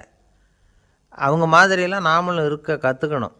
நிந்தனை, அபகீர்த்தி, அவமானம் எல்லாம் ஆண்டவன் கொடுக்குற பிரசாதம்னு நினைக்கணும் அப்படின்னு சொல்கிறார் அந்த ஞானி. இதை கேட்ட இந்த காலத்து ஆசாமி ஒருத்தர், நான் கூட அப்படி தான் சார், யாராவது அவமானப்படுத்தினா கவலைப்பட மாட்டேன். நேற்று கூட ஒருத்தர் என்ன பலார்னு அரைஞ்சுட்டார், நான் கொஞ்சம் கூட கவலைப்படலை, பேசாமல் வந்துட்டேன்னார். ஏன் அப்படி வந்துட்டீங்க அப்படின்னு. அவர் அரைஞ்சதுலேயும் ஒரு அர்த்தம் இருந்தது, அதனால தான் அப்படி வந்துட்டேன்னார். ஏன் அரைஞ்சாருன்னு கேட்டேன். 10 வருஷத்துக்கு முன்னாடி 15 ரூபா அவர்கிட்ட கடன் வாங்கினேன், அதை கேட்டு கேட்டு பார்த்துட்டு கடைசியாக தான் அரைஞ்சார் அப்படின்னார். ஆண்டவனுடைய பிரசாதம் இவருக்கு அடிக்கடி கிடைக்கும் போல இருக்குது. ஆசைப்படுறதுல தப்பு இல்லை, ஆனால் அந்த ஆசை தேவைக்கு தகுந்த மாதிரி இருக்கணும். தேவைக்கு மீறிய ஆசைகள் இருக்குது பாருங்கள், அது தேவையில்லை. இந்த கருத்தை வலியுறுத்தது மாதிரி ஒரு கதை உண்டு. தேவேந்திரனுக்கு திடீர்னு வீடு கட்டணும்னு ஒரு ஆசை வந்து தான். வீடுன்னா நாம் கட்டுற மாதிரி இல்லை. தேவேந்திரன் வீடுன்னா சும்மாவா? ஒரு பிரம்மாண்டமான அரண்மனை கட்டணும். அது மாதிரி இந்த 3 லோகத்துலேயும் ஒரு அரண்மனை கிடையாது அப்படின்னு எல்லாரும் சொல்லணும்.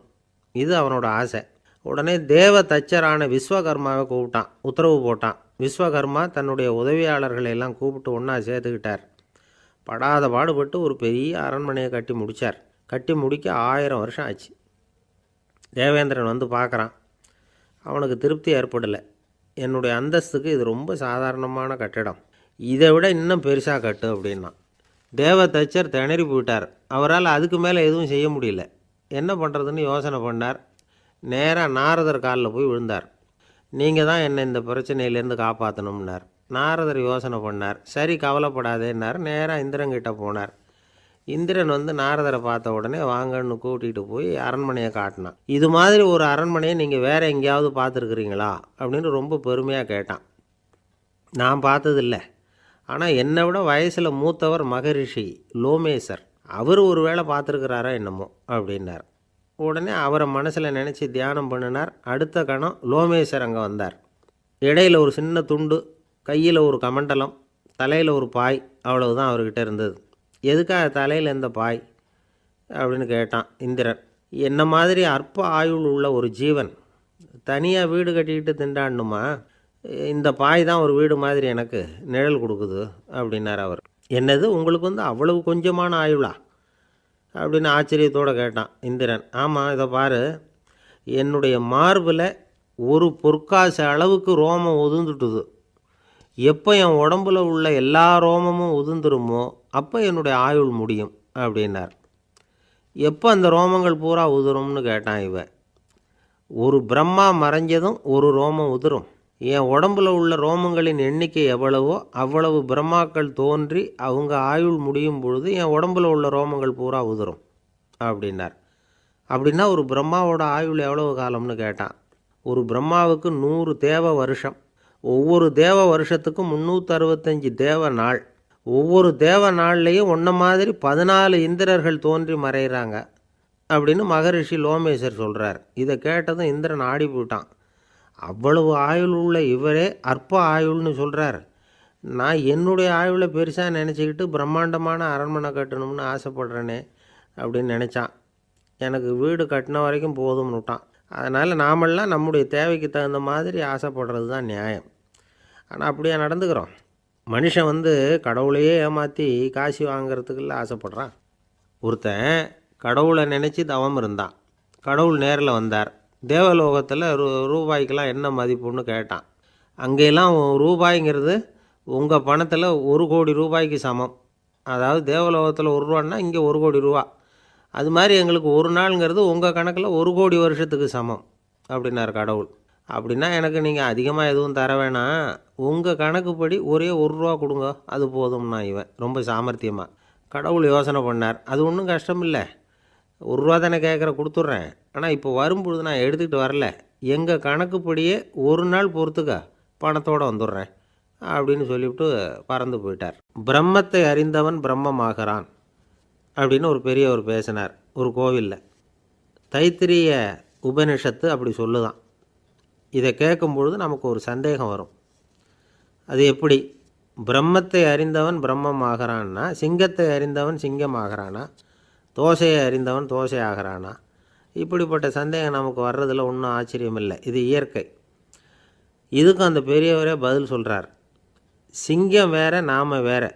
அதனால் சிங்கத்தை அறிந்தவன் சிங்கமாக மாட்டான். ஆனால் பிரம்மம் வேற, நாம் வேற இல்லை.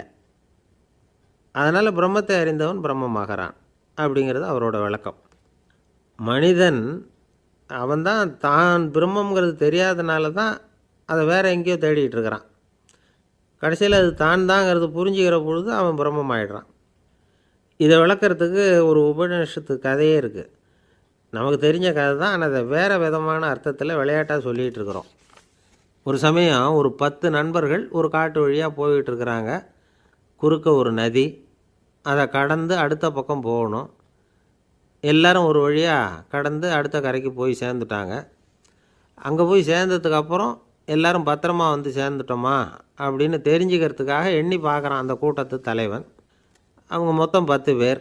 ஆனால் இவன் எண்ணி பார்க்குறப்போ 9 தான் வருது. ஏன்னா அவன் தன்னை விட்டுவிட்டான். எதிரில் நிற்கிறவங்கள மட்டுமே எண்ணுறான். ஐயோ 10வது ஆள் எங்கேங்கிறான், பதறான். சரி நீ இரு, நான் எண்ணி பார்க்குறேன்னு சொல்லிவிட்டு இன்னொருத்தன் வந்து எண்ணுறான். அவனும் தன்னை விட்டுட்டு எண்ணுறான். 9 தான் வருது. எல்லோரும் கொய்யோ முறையோன்னு கத்த ஆரம்பிச்சிட்டாங்க. அந்த சமயத்தில் ஒரு பெரியவர் அந்த பக்கமாக வர்றார். என்ன விஷயம்னு விசாரிக்கிறார்.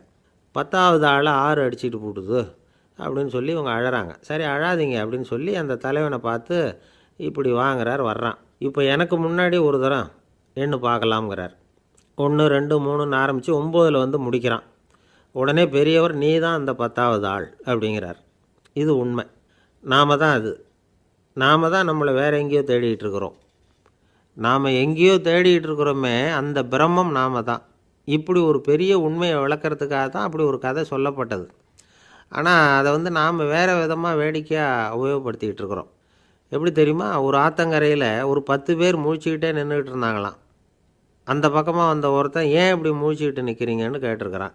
எங்களுக்கு நீச்சல் தெரியாது, நாங்கள்லாம் அடுத்த கரைக்கு போய் சேரணும் அப்படின்னாங்களாம். சரி நான் கொண்டுட்டு போய் விட்றேன். எல்லாரும் அக்கறைக்கு போய் சேர்ந்த உடனே ஆளுக்கு ₹1 வீதமாக மொத்தம் ₹10 எனக்கு கொடுக்கணும் அப்படின்ட்டுருக்கான் இவன். சரின்னு ஒத்துக்கிட்டாங்க. இவன் ஒவ்வொருத்தராக கையை பிடிச்சி மெதுவாக ஆற்றுல இறக்கி அழைச்சிட்டு போயிட்டான். 9 பேரை கரை சேர்த்துட்டான். 10வது ஆள் பாதி ஆற்றுல போயிட்டுருக்கிறப்போ திடீர்னு வெள்ளம் வந்துட்டுது. புடி நழுவி போச்சு. கையை விட்டுட்டான். வெள்ளம் அடிச்சிட்டு போட்டுது. அழைச்சிட்டு வந்தவன் நீச்சல் அடித்து தட்டு தடுமாறி கரைக்கு வந்து சேர்ந்துட்டான். கரையில் இருந்தவங்களுக்கு இந்த விஷயம் தெரியாது. இருந்தாலும் இவன் உடம்பு பூரா நனைஞ்சி கொஞ்சம் அதிகமாக மூச்சு வாங்க நின்றுக்கிட்டு இருந்தானா, ஏங்க ஏன் இப்படி மூச்சு வாங்குது, என்ன விஷயம் அப்படின்னு கேட்டாங்களாம். அதுக்கு இவன் கொஞ்சமாக அலட்டிக்காமல் சொன்னானா, வேறு ஒன்றும் இல்லை, நீங்கள் கொடுக்க வேண்டிய ₹10ல் ₹1 குறைஞ்சி போச்சு அவ்வளவுதான் அப்படின்னானா. அமெரிக்க ஜனாதிபதி ஆப்ரஹாம் லிங்கன் ஒரு நாள் தன்னோட கோச்சு வண்டியில் தலைநகரான வாஷிங்டனுக்கு போயிட்டுருக்கிறார். கோச்சு வண்டி ஒரு சாலையில் போயிட்டுருக்கு. அந்த சாலைக்கு ஒரு பக்கத்தில் பயங்கரமான சதுப்பு நிலம். சதுப்பு நிலம்னா அது புதைகுழி, புதை மணல்ங்கிறோம்ல, அது மாதிரி. அந்த சதுப்பு நிலத்தில் யாராவது மாட்டிக்கிட்டால் அவ்வளவுதான், ஆளை கொஞ்சம் கொஞ்சமாக உள்ளே அமுக்கிவிடும். தப்பிச்சு கரையிறது கஷ்டம். அப்படிப்பட்ட நிலம் அது. ஆப்ரஹாம் லிங்கன் ஏதோ ஒரு முக்கியமான அரசாங்க வேலையாக போயிட்டு திரும்பி வந்துக்கிட்டு இருக்கிறார். அதனால் அந்த சமயத்தில் அவர் விலை உசந்த ஆடைகளை அணிஞ்சிருக்கிறார். அப்படி அவர் அந்த கோச்சு வண்டியில் வந்துக்கிட்டு இருக்கிறாரு. அந்த சமயத்தில் ஒரு காட்சி அவர் கண்ணில் பட்டுட்டுது. என்ன தெரியுமா? ரோட்டுக்கு பக்கத்தில் இருந்த சதுப்பு நிலத்தில் ஒரு இளம் பன்றி குட்டி சிக்கிக்கிட்டு தவிச்சிக்கிட்டு இருக்குது. பரிதாபமாக கத்திக்கிட்டு இருக்குது. அதை பார்த்தார் லிங்கன். அவருக்கு என்ன மாதிரி ஆயிட்டுது. உடனே வண்டியை நிறுத்த சொன்னார். கீழே இறங்கினார். தன்னோட விலை உசந்த ஆடைகளை பற்றி லட்சியம் பண்ணவே இல்லை. தனக்கே ஆபத்து வரலாம்ங்கிறத பற்றியும் கவலைப்படலை. தான் ஒரு குடியரசுத் தலைவருங்கிறத பற்றியும் அவர் நினச்சி பார்க்கல.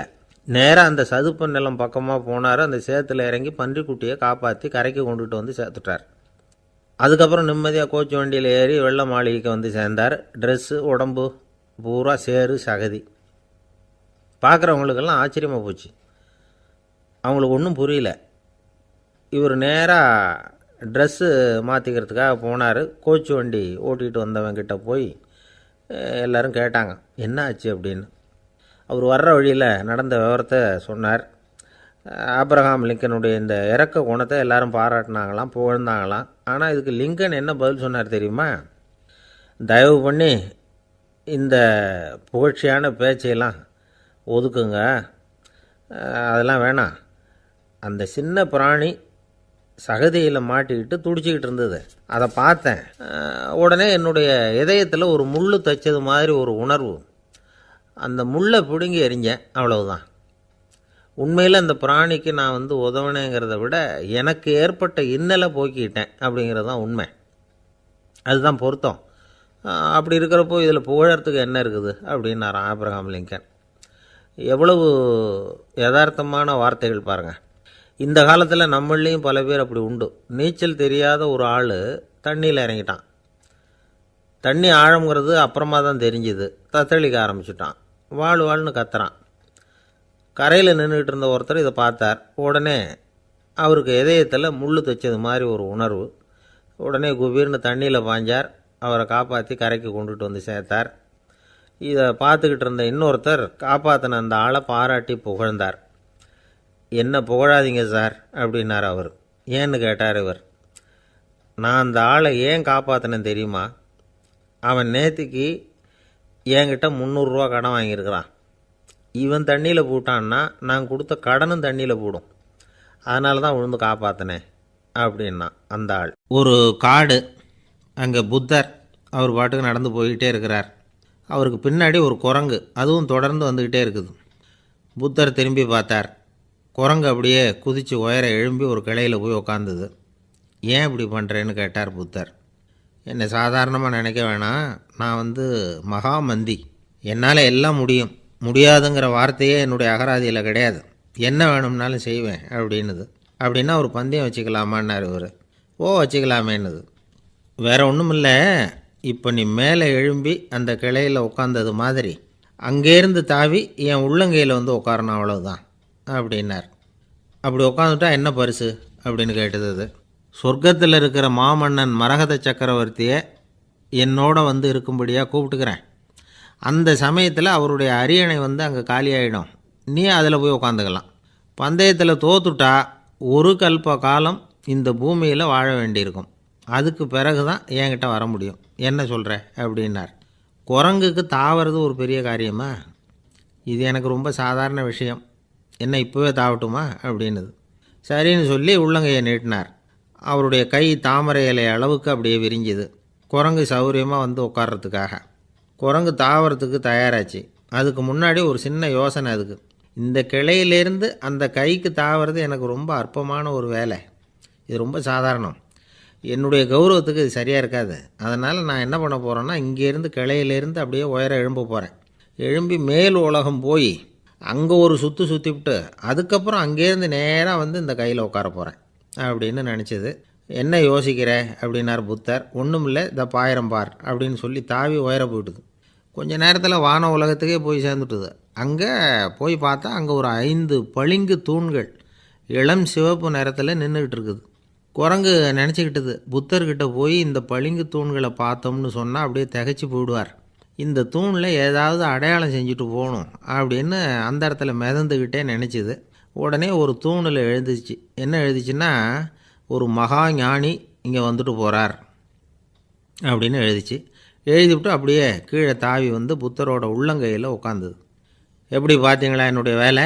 வான உலகத்துக்கே போய் அங்கே இருக்கிற 5 பளிங்கு தூண்களை பார்த்துட்டு அதில் நான் வந்த விவரத்தை எழுதி வச்சுட்டு அதுக்கப்புறம் இங்கே வந்திருக்கிறேன் அப்படின்னுது ரொம்ப பெருமையாக. அப்படியா அப்படின்னார் புத்தர். ஆமாம், சந்தேகமாக இருந்தால் வாங்க, அழைச்சிட்டு போய் காட்டுறேன் அப்படின்னுது அந்த குரங்கு. அதுக்கு தேவையில்லை, அப்படியே கொஞ்சம் கீழே குனிஞ்சு பார் தெரியும் அப்படின்னார் புத்தர். அங்கே பார்த்தா புத்தரோட உள்ளங்கை தெரிஞ்சுது. நல்லா உத்து பார்த்துது. அவரோட ஒரு விரலில் அது எழுதிய வாசகம் தெரிஞ்சுது. குரங்கு யோசனை பண்ணிச்சு, அப்படின்னா வானத்தில் நான் பார்த்தது புத்தரோட விரல்களா அப்படின்னு யோசிச்சுது. இதை புரிஞ்சுக்கிட்ட உடனே அந்த குரங்கோட கர்வம் அழிஞ்சு போச்சான். நம்ம மனசு தான் இந்த குரங்கு. மனம்ங்கிறதும் ஆணவங்கிறதும் ஒரு நாணயத்தின் 2 பக்கங்கள். மனம் உள்ளவரை ஆணவமும் இருக்கும். மனம் அழிஞ்சாதான் ஆணவம் அழியும். மனம் அழிய வேண்டும் அப்படின்னு பெரியவங்க சொல்கிறது இந்த அர்த்தத்தில் தான். நம்ம ஆளுங்க சவால் விடுறதெல்லாம் வேறு மாதிரி. ஒருத்தன் ஒரு வாய்க்காலை தாண்டுறேன்னு பந்தயம் கட்டி தாண்ட முடியாமல் வாய்க்காலில் விழுந்து காலை உடச்சிக்கிட்டு கட்டு போட்டுக்கிட்டு வந்தான். ஏன்டா அப்படின்னு கேட்டாங்க. நான் பந்தயம் கட்டின நேரம் சரியில்லை அப்படின்னா. எப்படிறான்னு கேட்டிருக்காங்க. வாய்க்காலில் தண்ணி இருக்கிற நேரமாக பார்த்து பந்தயம் கட்டியிருக்கணும் அப்படின்னானா. ஒரு நண்பர், அவர்கிட்ட பேசிக்கிட்டு இருந்தேன். மனித உறவுகள் பற்றி அவர் சொல்லிகிட்டு இருந்தார். அமெரிக்காவில் தந்தை மகன் உறவு எப்படி இருக்குது அப்படிங்கிறத விளக்கிறதுக்கு அவர் ஒரு கதையை சொன்னார். ஒரு அப்பா பகல் பூராவும் அலுவலகத்தில் வேலை, ஓடி ஆடி உழைச்சிக்கிட்டு களைச்சி போய் ராத்திரி 10 மணிக்கு மேலே வீடு திரும்பினான். வீட்டு வாசலில் அவரோட மகன் காத்துக்கிட்டு இருக்கிறான், இன்னமும் தூங்கலை. அப்பாவை வாசல்லையே தடுத்து நிறுத்தி, அப்பா உனக்கு சம்பளம் எவ்வளவு அப்படின்னு கேட்குறான். ஏற்கனவே ஆஃபீஸ் பிரச்சனைகளால் அலுத்து போய் திரும்புகிற அப்பாவுக்கு கோவம் வந்துடுது. என்னடா இப்படிலாம் கேளுன்னு உங்கள் அம்மா உனக்கு சொல்லி கொடுத்தாளா அப்படின்னு சொல்லிவிட்டு உள்ளே போய் சட்டையை கட்டி மாட்டிவிட்டு குளிச்சுவிட்டு மறுபடியும் வெளியில் உடையை மாற்றுகிற சமயம் அப்போ மறுபடியும் மகன் உள்ளே நிற்கிறான் அவர் முன்னாடியே. அப்பா உனக்கு எவ்வளவு சம்பளங்கிறான் மறுபடியும். அப்பாவுக்கு எரிச்சல் அதிகமாகிட்டுது. மணிக்கு $20 போதுமா அப்படின்னார். அப்படின்னா எனக்கு ஒரு $10 தர முடியுமான்னா மகன். இதுக்கு தான் என் சம்பளம் எவ்வளவுன்னு கேட்டியா? 2ஆம் வகுப்பு படிக்கிற உனக்கு எதுக்குடா $10 அப்படின்னு கத்திவிட்டு தொலைக்காட்சி பெட்டியின் முன்னாடி போய் உட்காந்துக்கிட்டு ஏதோ நிகழ்ச்சியை பார்க்க ஆரம்பிச்சிட்டார். கொஞ்ச நேரம் கழித்து மறுபடியும் மகன் நிற்கிறான். அப்பா ப்ளீஸ் எனக்கு ஒரு $10 கொடுக்க முடியுமா? மகனுடைய கண்களில் கண்ணீர். என்னடா அவன் கண்ணீரை காட்டி காரியம் சாதிக்கலாம்னு பார்க்குறியா? ஒரு காசு கூட கொடுக்க மாட்டான் போ அப்படின்னு விரட்டி விட்டான். மகன் கண்ணீரை தொடச்சிக்கிட்டே கண்ணை தொடச்சிக்கிட்டு பேசாமல் போய் படுத்துக்கிட்டானான். கொஞ்ச நேரம் ஆச்சு. அப்பாவோட கோபம் கொஞ்சம் கொஞ்சமாக குறைஞ்சிது. பிள்ளைகிட்ட கோபமாக கத்துனது தப்பு தாங்கிறது புரிஞ்சுது அவனுக்கு. எழுந்திரிச்சு போனான், படுக்கை இறக்கி போனான். மகனை பார்த்தான். அவன் தலையணையை கட்டி பிடிச்சிக்கிட்டு அழுதுகிட்டு இருக்கிறான். அவனை மெல்ல நெருங்கி அவங்ககிட்ட எதமாக பேசுகிறதுக்கு ஆரம்பித்தானான். எதுக்குடா உனக்கு $10 பள்ளிக்கூடத்தில் கேட்டாங்களா அப்படின்னு கேட்டானான். மகன் சொல்லியிருக்கான், இல்லை டாடி, உனக்கு 1 மணி நேரம் சம்பளம் $20ன்னு சொன்னேன். நீ ஏற்கனவே எனக்கு கொடுத்த பாக்கெட் மணி $10 என்கிட்ட இருக்குது. இப்போ நீ இன்னொரு $10 கொடுத்தீங்கன்னா அதையும் சேர்த்து $20 ஆகிடும். அந்த $20 நான் உனக்கு கொடுத்துருவேன். அப்படி கொடுத்தா நீ என் கூட 1 மணி நேரம் செலவழிப்ப இல்லையா? அதுக்காக தான் $10 கேட்டேன் அப்படின்னு சொன்னானான். அந்த அப்பா கண்ணு கலங்கி போச்சான். ஆதரவோடு தன்னுடைய மகனை கட்டி பிடிச்சி அழ ஆரம்பிச்சிட்டாராம். இதுதான் நண்பர் சொன்ன கதை. அமெரிக்கா மட்டும் இல்லை, உலகம் பூராவும் இன்றைக்கி மனித உறவுகள் இப்படி தான் மாறிட்டுருக்கு. பெரியவர்கள் அறிவுரை என்ன தெரியுமா? உங்கள் குழந்தைகளிடமிருந்து குழந்தை பருவத்தை பிரித்து விடாதீர்கள் அப்படிங்கிறது தான். அதாவது இன்றைய குழந்தைகள் தங்கள் பிருந்தாவனத்தை இழந்து விடுகிறார்கள் அப்படிங்கிறது அவங்களுடைய கருத்து. இந்த நிலைக்கு நாம் காரணமாக இருந்துடக்கூடாது. குழந்தைகளோட விளையாடுவோம், குடும்பத்தோடு உறவாடுவோம் அப்படிங்கிறது தான் நம்முடைய நோக்கமாக இருக்கணும். இன்றைய உறவு முறைக்கு இன்னொரு உதாரணம் சொல்லுவாங்க. ஒருத்தர் வந்தாராம், அவர் பக்கத்தில் ஒரு சின்ன பையன். நாம் அவரை விசாரிக்கிறோம், யார் இந்த பையன் அப்படின்னா அவர் சொல்கிறார், இவன் எனக்கு தூரத்து உறவு அப்படின்னாராம். இந்த தூரத்து உறவுன்னா எப்படின்னு இருக்கான். இதுக்கு அவன் சொல்லியிருக்கிறான், இவன் எங்கள் அப்பாவுக்கு 8வது புள்ளை அப்படின்னானான். ஒருத்தன் எப்படி நடந்துக்கிறாங்கிறத வச்சு தான் அந்த ஆள் எப்படிங்கிறத நாம் முடிவு பண்ணுறோம். ஆளுமைன்னு சொல்கிறோம்ல, அதுக்கு சூழ்நிலைகளை ஆளுகின்ற தன்மை அப்படின்னு விளக்கம் கொடுக்குறார் ஒரு உளவியல் நிபுணர். சரி, ஒரு மனிதனுடைய ஆளுமையை உருவாக்குகிற விஷயங்கள் என்னென்ன? பிறப்பு, வளர்க்கப்பட்ட விதம், படிப்பு, நண்பர்கள், சமுதாயம், இப்படி நிறைய உண்டு. ஆளுமையின் அடிப்படையில் சில மனநோய்கள் உண்டாகுது. அதெல்லாம் என்னென்னங்கிறத தெரிஞ்சு வச்சுக்கிட்டோம்னா நம்ம கூட இருக்கிறவங்கள அடையாளம் கண்டுபிடிக்கிறதுக்கு அது ரொம்ப உபயோகமாக இருக்கும். ஃப்ரெனாய்டு ஆளுமை அப்படின்னு ஒன்று. இந்த கோளாறு உள்ளவங்க எப்படி இருப்பாங்க தெரியுமா? அதிக உணர்ச்சி, சந்தேகம், பொறாமை இதெல்லாம் அதிகமாக இருக்கும். வளைஞ்சு கொடுக்க மாட்டாங்க. அடுத்தவங்களோட இணக்கமான உறவு இருக்காது. அவங்க செய்கிற தப்புக்கெல்லாம் அடுத்தவங்களை குறை சொல்லிகிட்டு இருப்பாங்க. இது ஒரு ரகம். அடுத்தது ஸ்கிசாய்டு ஆளுமை அப்படின்னு சொல்கிறாங்க. இந்த கோளாறு உள்ளவங்க அடுத்தவங்களோட பழக கூச்சப்படுவாங்க. சின்ன வயசுலேயே இது ஆரம்பமாயிடுது. பகல் கனவுலேயே சஞ்சரிப்பாங்க. அவங்களுடைய விரோதம், கோபம் இதை கூட வெளியில் காட்டிக்க முடியாமல் இருப்பாங்க. இவங்களுக்கு அகமுகம், பிரச்சனைகள்லேருந்து ஒதுங்கி எதுலேயும் ஈடுபாடு இல்லாதவங்களாக இருப்பாங்க. இப்படி ஒரு ரகம். அடுத்தது சைக்ளோதமிக் ஆளுமை அப்படின்னு சொல்கிறாங்க. அது என்னென்னா, உணர்ச்சிகளில் ஏற்றத்தாழ்வு அதிகமாக இருக்குமா. சில சமயம் பார்த்தா மகிழ்ச்சியாக இருப்பாங்க, சில சமயம் சோகமாக உட்காந்துருப்பாங்க. அவங்க மனநிலைக்கு தகுந்த மாதிரி சமூக நிகழ்ச்சிகளில் பங்கெடுத்துக்குவாங்க. இன்னொரு வகை என்னென்னா எண்ணப்பீடிகை ஆளுமை அப்படின்னு பேர் வச்சுருக்கிறாங்க. அதுக்கு இவங்களுக்கெல்லாம் கரெக்டாக இருக்கணும். எல்லாம் சட்டத்திட்டம், எதுலேயும் ஒரு ஒழுங்குமுறை, இப்படி எதிர்பார்க்குற மனோபாவம். இவங்க எதிர்பார்ப்புக்கும் வரன்முறைக்கும் மற்றவங்க கட்டுப்படணும்னு நினைப்பாங்க. இந்த நிலைமை நீடித்தா என்ன ஆகும் தெரியுமா? அலைக்கழிக்கிற எண்ணங்கள் திரும்ப திரும்ப ஒரே செயலை செய்ய தூண்டுற மன தளர்ச்சிக்கு ஆளாயிடுறாங்க. அடுத்தது ஹிஸ்டீரியா ஆளுமை. சின்ன விஷயத்தையெல்லாம் பெருசுப்படுத்தி நாடகமாக்குற நடிகர்கள் இவங்க. உணர்ச்சி அதிகம் உள்ளவங்க. இவங்க மன எழுச்சியில் பக்குவமின்மை, குழந்தைத்தனம், முதிர்ச்சியின்மை எல்லாம் இருக்கும். தன்னலம் மிக்க குணம். பிறர் தன்னை மட்டுமே கவனிக்கணும்னு நினச்சி செயல்படுறது, இதெல்லாம் இவங்க அடையாளம். அடுத்த ரகம் எப்படின்னா வளர்ச்சியற்ற ஆளுமைன்னு சொல்கிறாங்க. அடுத்தவங்களோட இணங்கி போக முடியாதவங்க. அறிவு, மன எழுச்சி, சமூக உறவு இதில் எல்லாம் போதுமான வளர்ச்சியையும் நிறைவையும் பெற முடியாதவங்க. இவங்களால் வாழ்க்கையில் முன்னேற முடியாது. பிச்சைக்காரங்க, குற்றவாளிகள், இவங்ககிட்டெல்லாம் இது மாதிரியான ஆளுமை அதிகமாக இருக்குமா. அடுத்தது என்னென்னா சோர்வுடைய ஆளுமை. எதுலேயும் உற்சாகம் இல்லாமல் சோர்ந்து போயிருப்பாங்க. அதுக்கெல்லாம் நமக்கு வலிமை இல்லைப்பா அப்படின்னு சொல்லிகிட்டு இருப்பாங்க. சின்ன விஷயங்களுக்கெல்லாம் அதிர்ச்சி அடையிறது.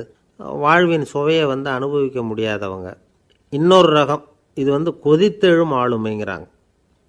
எதுக்கு எடுத்தாலும் ஆத்திரம், குரோதம், வன் செயல் இதிலெல்லாம் ஈடுபாடு, இப்படி உள்ளவங்க. நத்தை வகை ஆளுமை அப்படின்னு ஒன்று. அடுத்தவங்க மேலே விரோதம் இருக்கும், அடிக்கணுங்கிற எண்ணம் இருக்கும்.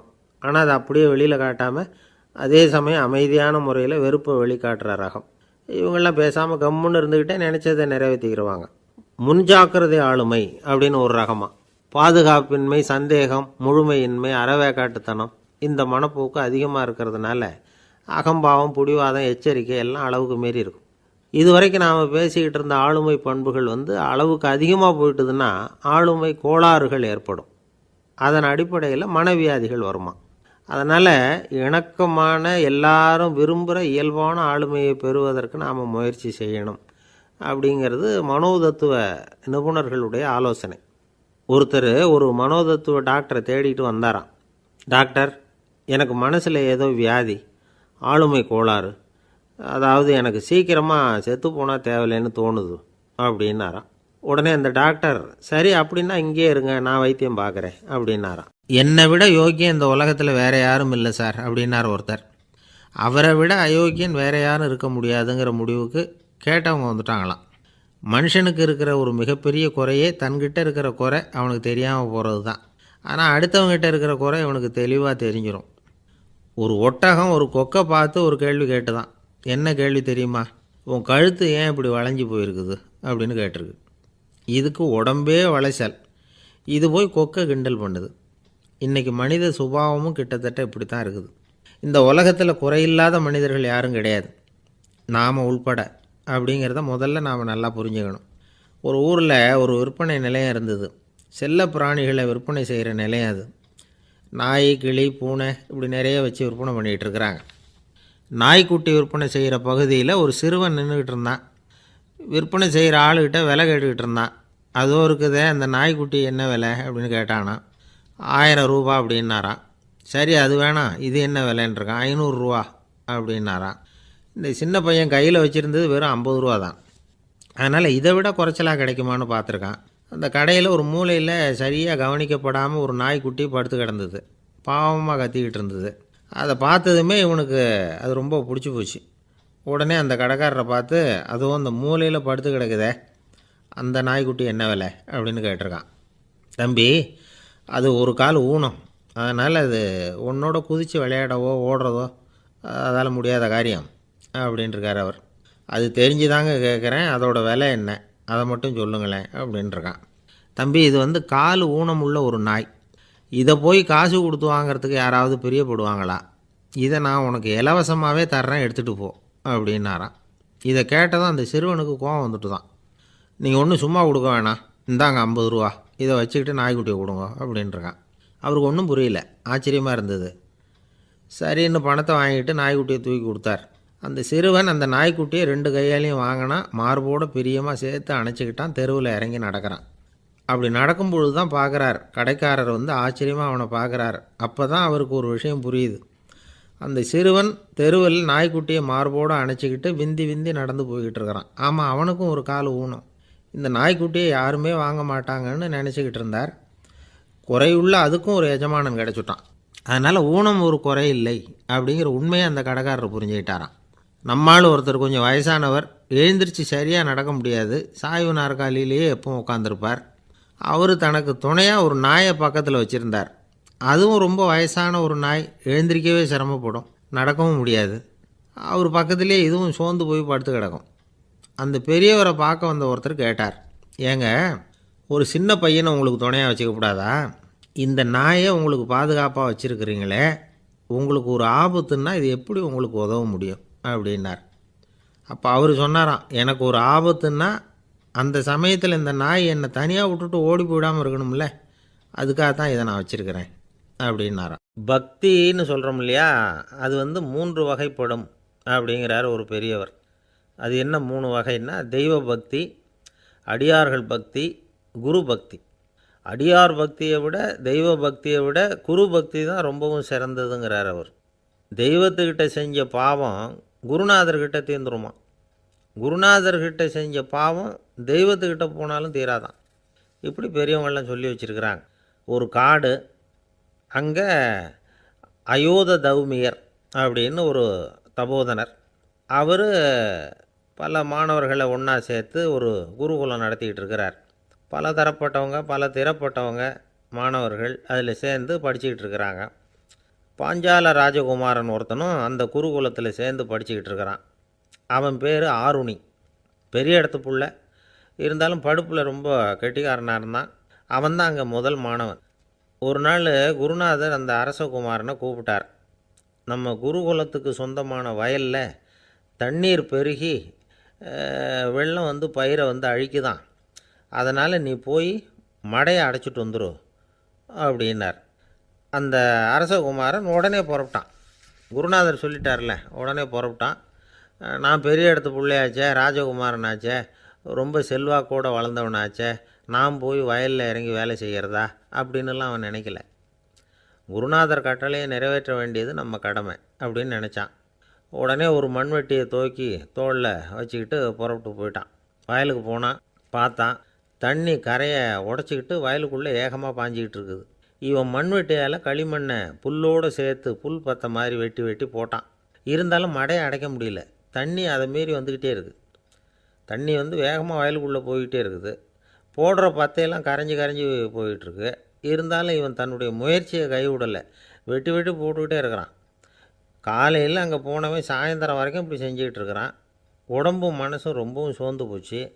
இருந்தாலும் குருநாதர் இட்ட கட்டளையை நிறைவேற்றாமல் இருக்கிறோமேங்கிற ஒரு குறை அவனுக்கு இருக்குது. குரு கட்டளையை நிறைவேற்றாத நான் வந்து இன்னமும் இருக்கணுமா அப்படின்னு யோசனை பண்ண ஆரம்பிச்சிட்டான். என்ன செய்யலாம்னு பார்த்தான். நம்ம குருநாதர் இட்ட பணிக்காக இந்த உடம்பையே தியாகம் பண்ணலாம் அப்படின்னு முடிவு பண்ணான். தண்ணி பாயுதில் அதுக்கு குறுக்க விழுந்து அப்படியே மடையை அடைச்சிக்கிட்டு அப்படியே படுத்துட்டான். இது மற்றவங்களுக்கு தெரியாது. அன்னைக்கு ராத்திரி ஒரு விளக்கு முன்னாடி உட்காந்து குருநாதர் பிள்ளைங்களுக்கு பாடம் சொல்லி கொடுத்துக்கிட்டு இருக்கிறார். முதல் வரிசையில் இருக்கக்கூடிய ராஜகுமாரனை காணலை. நம்ம ஆருணி எங்கே போனா அப்படின்னு சொல்லி மற்ற மாணவர்களை விசாரித்தார். இப்போ அவங்க சொன்னாங்க, சுவாமி அவன் காலையில் வயலுக்கு வந்து மடையை அடைக்கிறதுக்காக போனான், நீங்கள் தான் போக சொன்னீங்க, இன்னும் திரும்பி வரல அப்படின்னு அவர் பையன். குருநாதர் உடனே ஒரு தீவெட்டி எடுத்துக்கிட்டு மாணவர்களை அழைச்சிக்கிட்டு வயலுக்கு போனார். அங்கே போய் பார்த்தா ஆளை காணும். ஆருணி ஆருணின்னு சொல்லி சத்தம் போட்டு கூப்பிட்டு பார்க்குறார். நான் இங்கே இருக்கேன் குருநாதா அப்படின்னு காலுக்கு அடியிலேருந்து ஒரு சத்தம் வருது. குனிஞ்சு பார்த்தா அவன் மடையில் படுத்துருக்குறான். என்னப்பா இதுன்னார். காலையிலேருந்து இந்த மடையை அடைச்சி பார்த்தேன் சுவாமி, முடியல, அதனால் இப்படி குறுக்க படுத்துட்டேன். என்னை தாண்டறதுக்கு பயந்து போய் தண்ணியே தேங்கி நின்றுட்டுது அப்படின்னா. அவனுடைய குரு பக்தியையும் அவனை தாண்டறதுக்கு அஞ்சு நிற்கிற தண்ணி தேக்கத்தையும் பார்த்துட்டு எல்லாரும் ரொம்ப ஆச்சரியப்பட்டு போயிட்டாங்களாம். ஆருணி எழுந்திரிச்சு வா அப்படின்னு கூப்பிட்டாரான் குருநாதர். அவன் தண்ணீரை பொழந்துக்கிட்டு எழுந்திரிச்சு வந்தானான். அதனால் அவனுக்கு வந்து உத்தாலகன் அப்படின்னு ஒரு பேர். உத்தாலகன்னா தண்ணீரை பிளந்தவன் அர்த்தம். அந்த உத்தாலகன் மாதிரி இந்த காலத்து மாணவர்களுக்கும் குரு பக்தி வேணும் அப்படின்னு சொன்னோம் ஒரு பள்ளிக்கூடத்தில். உடனே நிறைய மாணவர்கள் எழுந்திரிச்சு நின்னாங்க. சார், நீங்கள் எங்களை வந்து இன்னமும் சரியாக புரிஞ்சுக்கலன்னு நினைக்கிறோம். அன்னைக்காவது ஒருத்தன் அப்படி இருந்தான், இன்றைக்கி ஏகப்பட்ட உத்தாலகர்கள் இருக்கிறோம். எங்கள் வாத்தியார் கட்டளை இட்டால் இப்போவே அது மாதிரி வயலுக்கு போய் மடையில் குறுக்கப்படுத்துக்கிறதுக்கு இந்த வகுப்பில் உள்ள அத்தனை பேரும் தயாராக இருக்கிறோம் அப்படின்னாங்க. அப்படியா அப்படின்னு சொல்லி கேட்டோம் ரொம்ப சந்தோஷமாக. ஒருத்தன் ரொம்ப அடக்கமாக எழுந்திரிச்சான். அப்புறம் சொன்னான், ஆமாம் சார், வகுப்பில் வந்து இவர் நடத்துகிற பாடத்தை கேட்டுக்கிட்டு இருக்கிறத விட பேசாமல் போய் மடையில் படுத்துடுறது ஒன்றும் கஷ்டமான காரியமாக இருக்காது, அதனால தான் எல்லோரும் அங்கே போகிறேன்னு சொல்கிறோம் அப்படிங்கிறான். ஒரு சீன தேசத்து அரசர் இருந்தார். அவருக்கு வயசாயிட்டுது. அவருக்கு அடுத்தபடியாக அவருடைய புள்ள பட்டத்துக்கு வரணும், ஆட்சி பொறுப்பை ஏற்றுக்கணும். ஒரு நல்ல தலைவனுக்கு இருக்க வேண்டிய பண்புகள்லாம் தன்னுடைய மகனுக்கு இருக்கணும்னு விரும்பினார் அந்த அரசர். அதனால் இளவரசனை பக்கத்தில் இருந்த ஒரு குரு கிட்ட அனுப்புனார். இளவரசன் அவர்கிட்ட போய் சேர்ந்தான். அந்த குரு என்ன பண்ணார் தெரியுமா? இவனை பார்த்து சொன்னார், இதை பாருப்பா, நீ என்ன பண்ணுற, இப்போவே பக்கத்தில் இருக்கிற காட்டுக்கு போ, நடுக்காட்டில் போய் ஒரு இடத்துல உட்காந்துக்கோ, அங்கே என்னென்ன சத்தம்லாம் உன் காதில் விழுதுன்னு கவனித்து கேளு, உன் காதில் விழுந்த ஓசைகள் என்னென்னங்கிறத என்கிட்ட வந்து சொல்லு, அதுதான் எனக்கு தெரியணும், உனக்கு வேலையும் அதுதான் அப்படின்னு சொல்லி அனுப்பி வச்சுட்டார். இளவரசன் காட்டுக்கு போனான். குரு சொன்னபடியே ஒரு இடத்துல உட்காந்து கவனித்து கேட்டான். அதுக்கப்புறம் குருக்கிட்ட திரும்பி வந்தான். என்னென்ன சத்தம்லாம் கேட்ட அப்படின்னு கேட்டார் குரு. குருவே, காட்டில் நான் பறவைகள் சத்தம்லாம் கேட்டேன், மிருகங்களின் ஓசையையும் கேட்டேன், இதை தவிர இடி மின்னல் மழை இதுகளோட சத்தத்தையும் கேட்டேன் அப்படின்னா. குரு யோசனை பண்ணார், நீ இன்னமும் சரியாக கேட்கல, அதனால் மறுபடியும் காட்டுக்கு போ, கொஞ்ச நாள் தங்கியிருந்து கேட்டுட்டு வா அப்படின்னார். இளவரசனுக்கு ஒன்றும் புரியல. இருந்தாலும் குருவின் கட்டளையாச்சே, மறுக்க முடியுமா? உடனே அவன் மறுபடியும் காட்டுக்கு போனான். ஒரு இடத்துல உட்காந்தான். கொஞ்ச நேரம் உன்னிப்பாக கவனித்து கேட்டான். சில நாள் கழித்து குருக்கிட்ட திரும்பி வந்தான். குருவே, இந்த தடவை சில துல்லியமான சத்தங்களை எல்லாம் கேட்டான். தேனீ பறக்கிற சத்தம், நீரோடையின் மெல்லிய ஓசை, இதெல்லாம் கேட்டேன்னா. குரு சிரித்தார். நீ மறுபடியும் காட்டுக்கு போ, இன்னும் சில நாள் அங்கே இரு, முழுமையாக கவனமாக கேட்டுக்கிட்டு வா அப்படின்னு சொல்லி அனுப்பி வச்சுட்டார். இளவரசனுக்கு குழப்பம் அதிகமாயிட்டுது. ஒன்றுமே புரியல. மறுபடியும் காட்டுக்கு போனான். மௌனமாக ஒரு இடத்துல உட்காந்துட்டான். அப்படியே தியானத்தில் ஆழ்ந்துட்டான். சில நாளில் அவனுக்கு இதுவரை கேட்காத ஓசைகள்லாம் கேட்க ஆரம்பிச்சிட்டுது. இதைத்தான் நான் கேட்கணும்னு என்னுடைய குரு எதிர்பார்த்துருக்கிறாருங்கிறத புரிஞ்சுக்கிட்டான். உடனே குருக்கிட்ட ஓடனான். குருவே, இந்த தடவை காதுகளுக்கு கேட்க முடியாத சில ஓசைகளை கூட என்னால் உணர முடிஞ்சுது. பூ மலருகிற ஓசை, சூரியனால் பூமி சூடாகிறப்போ எழுகிற ஓசை, காலை பனித்துளியை இந்த புல்லுலாம் குடிக்கிற ஓசை, இது எல்லாம் என்னால் நல்லா கேட்க முடிஞ்சுது அப்படின்னா. குருவுக்கு இப்போ தான் திருப்தி ஏற்பட்டு தான். இளவரசனை பார்த்து சொன்னார், இதை பாருப்பா, இப்போ தான் நாட்டை ஆளுகிற தகுதி உனக்கு வந்திருக்குது அப்படின்னு சொல்லி அதுக்கு விளக்கமும் கொடுத்தாராம். எந்த அரசன் தன்னுடைய மக்களின் இதயம் பேசுகிற மௌன மொழியை, மௌன வார்த்தைகளை கேட்குறானோ அவன்தான் ஆள தகுதி உள்ளவன். எந்த அரசன் தன்னுடைய மக்களின் உணர்ச்சிகளை உண்மையாக உணர்றானோ அவன்தான் முதன்மையான அரசன். போலி வார்த்தைகளை மட்டும் கேட்டுட்டு பல மௌன ராகங்களை காதில் வாங்கிக்காதவன் அரசனே இல்லை. எந்த நாட்டில் எப்போ ஒரு அரசன் தன்னுடைய மக்களின் உணர்ச்சிகளை கேட்க மறுக்கிறானோ அன்னையிலேருந்தே அந்த நாடு அழிய தொடங்குது அப்படின்னு அர்த்தம். இதுதான் அந்த குரு இளவரசனுக்கு போதித்தது. வாயால் பேசுகிறத மட்டும் கேட்டு ஏமாறக்கூடாது, உணர்ச்சிகளையும் கேட்குறதுல தான் மனப்பக்குவம் உண்டாகும். மக்கள் உணர்ச்சிகளை புரிந்து கொள்ளாத அரசர்கள் நீடிச்சிருக்க முடியாது. அது மாதிரி நாடுகளில் அடிக்கடி குழப்பம் தான் உண்டாகும். அப்படி இருந்தால் அடிக்கடி ஆட்சி மாறிக்கிட்டு இருக்கும். அப்படிப்பட்ட ஒரு தேசம், அங்கே ஒரு சிறைச்சாலையில் 3 கைதிகள் பேசிக்கிட்டு இருந்தாங்க. ஒருத்தன் சொன்னான், நான் இந்த நாட்டு ராஜாவை எதிர்த்து பேசிக்கிட்டு இருந்தேன், அதனால் என்னை பிடிச்சி கொண்டாந்து இங்கே போட்டுவிட்டாங்க அப்படின்னா ஒருத்தன். இன்னொருத்தன் சொன்னான், நான் இந்த நாட்டு ராஜாவை ஆதரித்து பேசிக்கிட்டு இருந்தேன், அதனால் என்னை பிடிச்சி கொண்டாந்து இங்கே தள்ளிவிட்டாங்க அப்படின்னா. அது சரி, நீ என்ன தப்பு பண்ண அப்படின்னு சொல்லி 3வது ஆளை பார்த்து இவங்க கேட்டாங்க. அதுக்கு அந்த ஆள் சொல்கிறான், நான் தான் இந்த நாட்டு ராஜா அப்படின்னானா. எது ரொம்பவும் கஷ்டமான காரியம் அப்படின்னு கேட்டார் ஒருத்தர். ஒருத்தருக்கு ஒருத்தர் சண்டை போடாமல் இருக்கிறது தான் ரொம்ப கஷ்டமான காரியம் அப்படின்னு தோணுது. ஒரு நாட்டுக்கும் இன்னொரு நாட்டுக்கும் சண்டை, நாட்டுக்குள்ளேயே ஒரு குரூப்புக்கும் இன்னொரு குரூப்புக்கும் சண்டை. ஏன் சண்டை போட்டுக்கிறீங்கன்னு கேட்டு பாருங்கள். நாங்கள் சமாதானத்துக்காக தான் சண்டை போட்டுக்கிறோம் அப்படிம்பாங்க. வாழறதுக்காக பிறந்த மனுஷன் லட்சியத்துக்காக உயிரை விட தயார் அப்படின்னு சொல்லிகிட்டு இருப்பான். அப்படி உயிரை விடுறவங்கள நாமளும் பாராட்டுவோம். ஆனால் ஒன்றுமில்லாத விஷயங்களுக்கெல்லாம் சண்டை போடுறவங்களெல்லாம், அப்படிப்பட்டவங்களையும் சரி உயிரை விடுறவங்களையும் சரி என்னென்னு சொல்கிறது, யுத்தங்களாலேயும் சண்டைகளாலேயும் நாம் அடையிறது என்னங்கிறது ஒரு பக்கம் இருக்கட்டும், இழக்கிறது என்ன தெரியுமா? ஏராளமான உயிர்கள். ரத்தம் சிந்துறதுக்கு நான் தயார் அப்படின்னு மார்தட்டி சொல்லலாம். ஆனால் ரத்தம் சிந்தினா உயிர் காத்துக்கிட்டு இருக்க தயார் இல்லை. அதாவது உயிர் நமக்காக காத்துக்கிட்டு இருக்க தயார் இல்லை. இழக்கிற ரத்தத்தை ஈடுகட்டினா தான் உயிரை காப்பாற்ற முடியும். அதனால் இது சம்மந்தமாக ஆராய்ச்சி செய்கிற கட்டாயம் ஏற்பட்டு போச்சு. அதோட விளைவாக புதுசாக ஒன்றை கண்டுபிடிச்சிருக்கிறாங்க. அதுதான் செயற்கை ரத்தப்பொடி. இப்போ இந்த திடீர் சாம்பார் பொடி, திடீர் ரசப்பொடி, திடீர் காப்பி பொடி இப்படிலாம் சொல்கிறோம்ல, அது மாதிரி இது திடீர் ரத்தப்பொடி. இஸ்ரேல் ஒரு சின்ன நாடு, மக்கள் தொகை குறைச்சல், அதோட போர்கள் வேறு. அதனால் காயம்பட்டவங்களை காப்பாற்றியே தீர வேண்டிய கட்டாயம். காப்பாற்றணும்னா ரத்த இழப்பை தடுக்கணும். அப்படின்னா உடனடியாக புது ரத்தம் செலுத்தி ஆகணும். திடீர்னு ரத்தம் வேணும்னா எங்கே போகிறது? அதுவும் கிடைக்கிற ரத்தம் சேர்கிற குரூப்பாக இருக்கணும். ஒரு வேடிக்கை பார்த்தீங்களா, நான் வேறு குரூப்பு நீ வேறு குரூப்புன்னு இவன் சண்டை போடுறான். இதில் அடிபட்டவனுக்கு ரத்தம் கொடுக்க போனால் அதுலேயும் அது வேறு வேறு குரூப்பாக இருக்குது. அது ரத்தமும் வேறு வேறு குரூப்புன்னு சொல்லிகிட்டு இருக்குது. எந்த குரூப்பு ரத்தம் வேணும்? அது உடனடியாக கிடைக்கலன்னா என்ன பண்ணுறது? இப்படிப்பட்ட கஷ்டம்லாம் நமக்கு வந்துடுது. இதுக்காக தான் விஞ்ஞானிகள் இந்த ரத்த பொடியை கண்டுபிடிச்சிருக்கிறாங்க. அதாவது ஒரு ஆள் அடிபட்டு போட்டான்னு வச்சுங்களேன், அவனுக்கு ரத்தம் கிடைக்கல, உடனே என்ன பண்ணலாம்? இந்த சுத்தப்படுத்தப்பட்ட தண்ணீரை கொஞ்சம் எடுத்துக்க வேண்டியது, அதில் இந்த ரத்த பொடியை கரைக்க வேண்டியது. இப்போ இந்த செயற்கை ரத்தம் தயாராகிட்டுது. இதை அந்த ஆள் உடம்புல ஏற்றி விட்டுற வேண்டியது. இயற்கையாக நம்ம உடம்பில் இருக்கிற ரத்தம் என்னென்ன வேலை செய்யுதோ அதே வேலையை இதுவும் செய்யும். அதாவது ஆக்சிஜனை உடம்புல எல்லா இடத்துக்கும் எடுத்துகிட்டு போகுது. அந்த வேலையை இந்த செயற்கை ரத்தமும் செஞ்சுருது. ஆனால் ஒரு விஷயம், இந்த செயற்கை ரத்தம் ஒரு அவசரத்துக்கு தான் உபயோகப்படுத்தலாம், ஒரு முதல் உதவி மாதிரி. அதை அப்படியே நிரந்தரமாக விட்டுற முடியாது. பின்னாடி தேவையான குரூப்பு உண்மையான ரத்தம் கிடைச்ச உடனே அதை செலுத்திக்கணும். உண்மையான ரத்தத்தை 20லேருந்து 40 நாள் வரைக்கும் தான் பாதுகாக்க முடியும். அதுவும் குளிர்பதன பெட்டியில்.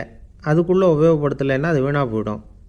இந்த ரத்த பொடி அப்படி இல்லை, எவ்வளோ நாள் வேணும்னாலும் அப்படியே வச்சுருக்கலாம். குளிர்பதன பெட்டியும் தேவையில்லை. ஆனால் ஒன்று, இது தண்ணியில் கலந்து செயற்கை ரத்தமாக ஆக்கிவிட்டா அதோட வலு 72 மணி நேரம் தான், அதாவது 3 நாள். அதுக்குள்ளே அந்த ஆசாமியை எங்கேயாவது ஆஸ்பத்திரிக்கு தூக்கிட்டு போய் உண்மையான ரத்தத்தை கொடுத்துடணும். சண்டையில் அடிபடுறவங்க, சாலை விபத்தில் அடிபடுறவங்க, இவங்களுக்கெல்லாம் அவசரத்துக்கு கை கொடுத்து உதவுறது இந்த செயற்கை ரத்த பொடி. அதுக்கப்புறம் நாம் கொடுக்குற ரத்தம் தான் அவங்கள காப்பாற்றணும். இன்றைக்கி ரத்தத்தை தானமாக கொடுக்க தயாராக இருக்கிற நல்ல உள்ளங்கள் ஏராளம். எவ்வளவு ஆக்சிடெண்ட்டு, ஆப்ரேஷன், இதில் சம்மந்தப்பட்டவங்களை காப்பாற்றுறது நாம் தானமாக கொடுக்குற ரத்தம் தானே. ஒரு ஆக்சிடெண்ட்டு, ஒரு ஸ்கூட்டர் ஒரு ஆள் மேலே மோதி விட்டுது. பார்த்து வரக்கூடாதா அப்படின்னா அந்த ஆள், நீ தான் பார்த்து நடக்கணும், ஏன்னா 20 வருஷமாக நான் அந்த ஸ்கூட்டரை ஓட்டிகிட்டு இருக்கிறேன் அப்படின்னானா இவன். இதுக்கு அவன் சொன்னானா, நீ தான் பார்த்து ஓட்டணும், ஏன்னா 40 வருஷமாக நான் இப்படி நடந்துக்கிட்டு இருக்கிறேன் அப்படின்னானா. ஒரு ஊரில் ஒரு ராஜா இருந்தார். அவர் அடிக்கடி காட்டுக்கு வேட்டையாட போவார். சில நண்பர்களையும் கூட அழைச்சிக்கிட்டு போவார். காட்டுக்கு போனதும் ஆளுக்கு ஒரு பக்கமாக போய் வேட்டையாடுவாங்க. சாயந்தரமாக திரும்பி வருவாங்க. மறுநாள் அரண்மனையில் உட்காந்து ஒவ்வொருத்தரும் அவங்க அனுபவங்களை எல்லாம் சொல்லிக்குவாங்க. அவங்க வீரத்துக்கு தகுந்த மாதிரி பரிசை அந்த ராஜா கொடுப்பார். இது மாதிரி ஒரு தடவை எல்லோரும் வேட்டைக்கு போயிட்டு திரும்பி வந்ததும் உட்காந்து பேச ஆரம்பிச்சிருக்கிறாங்க. ஒருத்தன் சொன்னான், தன்னுடைய வீர தீர செயலை பற்றி அளக்க ஆரம்பிச்சிட்டான். ஏன்னா அதுக்கு பரிசு கிடைக்க போகுதில்ல, அதனால். அவன் என்ன சொன்னான் தெரியுமா? அரசே, நேற்றுக்கு காட்டில் என்னாச்சு தெரியுமா? எனக்கு நேராக ஒரு சிங்கம் வாயை திறந்துக்கிட்டு வந்துட்டுது. நான் பயப்படவே இல்லை. உடனே ஒரு கல்லை எடுத்து குறி பார்த்து வீசினேன். சிங்கத்து வாய்க்குள்ளே போய் அந்த கல் மாட்டிக்கிட்டுது. அவ்வளவுதான். அந்த சிங்கம் என்னை பார்த்துட்டு பயந்துட்டு ஒரே ஓட்டமாக திரும்பி ஓடி போயிட்டுது அப்படின்னா. ஆஹா பலே அப்படின்னு எல்லோரும் கை தட்டினாங்க. 2வது ஆள் ஒருத்தன் எழுந்திரிச்சான். அவன் சொல்ல ஆரம்பித்தான், அரசே, நான் போன வழியில் 2 பெரிய மலைப்பாம்பு கிடந்தது. என்னை முழுங்கிறதுக்கு வந்தது. நான் என்ன பண்ணேன் தெரியுமா? அந்த 2 பாம்போட வாலையும் ஒன்றா சேர்த்து முடிச்சு போட்டுட்டேன். அவ்வளவுதான். அது அங்கே இழுக்க, இது இங்கே இழுக்க, முடிச்சு நல்லா இறுகி போட்டுது அப்படின்றான். ஆஹா அற்புதம்னு சொல்லி எல்லாரும் கை தட்டினாங்களாம். அடுத்தபடியாக 3வது ஆள் ஒருத்தன் வந்தான். அவன் சொல்ல ஆரம்பித்தான், மன்னா, நான் போன பாதையில் குறுக்க ஒரு ஆறு, அதில் இறங்கி குளித்தேன். யாரோ காலை பிடிச்சி இழுக்கிறது மாதிரி இருந்தது. திரும்பி பார்த்தா ஒரு பெரிய முதலை. நான் உடனே அப்படியே ஒரு துள்ளல் துள்ளி அது முதுகில் போய் உக்காந்துக்கிட்டேன். அதை அப்படியே கரைக்கு நீந்த வச்சேன். கரைக்கு சேர்ந்ததும் அப்படியே ஒரே துள்ளி குதித்து கரைக்கு வந்துட்டேன் அப்படின்றான். அவன் தன்னுடைய வீரத்தை அப்படி சொல்லியிருக்கான். அடடா, எப்பேற்பட்ட வீரம் அப்படின்னு எல்லாரும் கை தட்டினாங்களாம். 4வது ஆள் எழுந்திரிச்சான். மன்னா, நான் போன இடத்துல ஒரு கரடி என்னை துரத்த ஆரம்பிச்சுட்டுது. நான் ஒரு மலை உச்சிக்கு வந்துட்டேன். அதுக்கப்புறம் ஒரு அடி எடுத்து வச்சாலும் அதில் பாதாளத்தில் விழ வேண்டியது தான். அந்த நேரம் பார்த்து ஒரு பெரிய ராட்சச கழுகு அந்த பக்கமாக பறந்து வந்தது. நான் உடனே அப்படியே உயர எழும்பி அந்த கழுகோட காலை பிடிச்சிக்கிட்டேன். அப்படியே தொங்கிக்கிட்டே வந்தேன். ஒரு நல்ல இடம் வந்ததும் தொப்புன்னு கீழே குதித்து நடந்து வந்துட்டேன்னா. இதுக்கும் எல்லோரும் கை தட்டுறாங்க. கடைசியாக ஒரு ஆள் எழுந்திரிச்சான். அரசே, நான் போன வழியில் ஒரு பெரிய யானை குறுக்க வந்தது. பயங்கரமாக சத்தம் போட்டுக்கிட்டே வந்தது. நான் பயந்து ஓடலை. உடனே என்ன பண்ணேன் தெரியுமா? அந்த யானையோட வாலை பிடிச்சி தூக்கினேன். தலைக்கு மேலே தூக்கி கரன்னு சுற்றினேன். வேகமாக சுற்றி வீசி எறிஞ்சேன். அவ்வளவுதான். அதே ஸ்பீடில் அந்த யானை மேலே போக ஆரம்பிச்சுட்டுது. இன்னும் கூட அது போய்கிட்டே தான் இருக்குது, கீழே விழவே இல்லைன்னா. இதை கேட்டதும் ராஜாவுக்கு கோபம் வந்துட்டுது. என்னை என்ன முட்டாள்னு நினச்சிக்கிட்டு பேசுகிறியா? யானையை நீ வாலை பிடிச்சி தூக்குன, அதை நான் நம்பணுமா அப்படின்னார். உடனே இவன் பணிவாக பதில் சொன்னான், அரசே, ஒரு சிங்கத்து வாயில் கல் மாட்டிக்கிட்டதை நம்புறீங்க, மலைப்பாம்பு வாலை பிடிச்சி முடிச்சு போட்டதை நம்புறீங்க, முதல்ல முதுகில் சவாரி பண்ணதையும் நம்புறீங்க, கழுகு காலை பிடிச்சிக்கிட்டு பறக்கிறதையும் நம்புறீங்க. அப்படி நம்புறப்போ நான் சொன்னதை மட்டும் நம்பக்கூடாதா அப்படின்னு கேட்டானான். பொய் சொன்னவங்கெல்லாம் தலையை தொங்க போட்டுக்கிட்டாங்களாம். ராஜா அவங்கள பார்த்து சொன்னாராம், நீங்கள் எல்லாரும் என்னை முட்டாளாக்கியிருக்குறீங்க. கடைசியாக பேசின இவன் தான் எனக்கு உண்மை எது பொய் எதுங்கிறத புரிய வச்சிருக்கிறான். இவன் தான் உண்மையான தைரியசாலி அப்படின்னு சொல்லி அவனுக்கே பரிசையெல்லாம் கொடுத்து பாராட்டினாராம். இப்படி ஒரு கதை. உண்மையை நிலைநாட்டுகிறவன் தான் உண்மையான வீரன் அப்படிங்கிறத இதிலிருந்து நாம் புரிஞ்சுக்கணும். இந்த காலத்துல எல்லாம் பொய் சொன்னால் தான் பிழைக்க முடியுங்கிறது ஒரு சில பேரோட நம்பிக்கை. ஒரு அப்பாவுக்கு தன் மகனுக்கு பொய் சொல்ல தெரியலையேங்கிற கவலை. பொய் சொன்னால் தான் இந்த உலகத்தில் பிழைக்கலாம், ஆனால் இவனுக்கு அது தெரியலையே, அதனால் இவனை அழைச்சிட்டு போய் நடுக்கடலில் விட்டுட்டு வந்துடுவோம் அப்படின்னு அழைச்சிட்டு புறப்பட்டான். கடற்கரைக்கு போனான். மகனுக்கு சந்தேகம், எங்கேப்பா என்னை அழைச்சிட்டு போகிறேன்னு கேட்டிருக்கான். கடலில் மீன் பிடிக்க கற்றுக் கொடுக்க போகிறேன் உனக்கு அப்படின்னானா. நான் ஏற்கனவே மீன் பிடிச்சிட்டேனேன்னானா இவன் மகன். எங்கே அதுன்னு கேட்டிருக்கான் அப்பங்காரன்.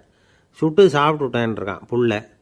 அப்பங்காரன் பார்த்தான், சரி நம்ம புள்ள பொழைச்சிக்கோ அப்படின்னு சொல்லி திருப்பி அழைச்சிட்டு வந்துட்டானான். துருக்மேனியாவில் அஷ்காபாத் அப்படின்னு ஒரு நகரத்தில் ஒரு புவியியல் விஞ்ஞானி இருந்தார். அவர் ஒரு நாய்க்குட்டி வளர்த்தார். ஒரு நாள் முன்னிரவு நேரம் ஒரு மேஜைக்கு முன்னாடி உட்காந்து அந்த விஞ்ஞானி ஏதோ கணக்கு போட்டுக்கிட்டு இருக்கிறார்.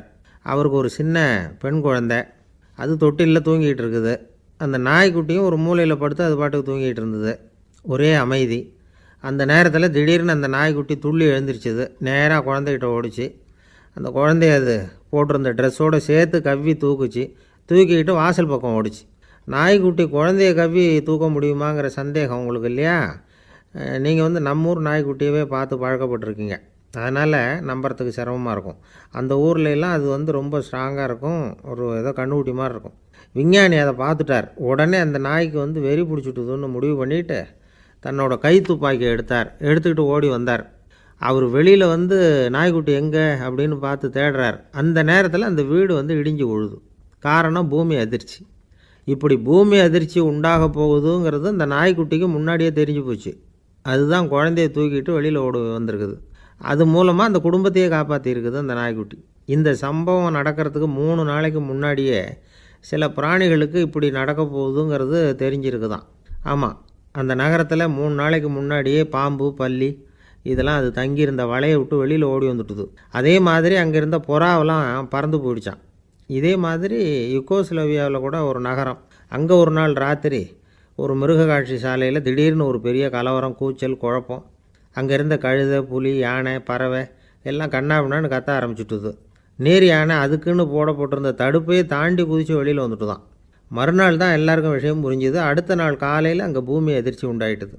இப்போ பாருங்கள், அதாவது மனுஷனை போய் தீர்க்க தரிசி அது இதுன்னு சொல்லிகிட்டு இருக்கிறோம். இவனை விட அது பரவாயில்லைன்னு தோணுது. அதாவது மிருகங்கள் ஒன்று நடக்க போகுதுங்கிறத முன்னாடியே புரிஞ்சுக்குதே. சரி, இதெல்லாம் எப்படி அது முன்கூட்டி புரிஞ்சுக்குது? அதுதான் படைப்பு ரகசியம். அதை கண்டுபிடிக்கிறதுக்கு தான் மனுஷன் ஆராய்ச்சி பண்ணிகிட்டு இருக்கிறான். விஞ்ஞானிகளோட ஆராய்ச்சியெல்லாம் ஒரு பக்கம் இருக்கட்டும், வீட்டுக்குள்ளேயே சில ஆராய்ச்சி பண்ணி பாருங்களேன். இப்போ சில யோசனை சொல்லி அதை சோதனை பண்ணி பாருங்க அப்படின்னு ஒருத்தர் சொன்னாராம். அதாவது இப்போ மழை வருமா வராதா அப்படின்னு தெரிஞ்சுக்கணுமா, உடனே ஒரு பூனைக்குட்டி பின்னாடியே மெதுவாக போய் அது என்ன செய்யுதுன்னு கவனித்து பார்க்கணும்.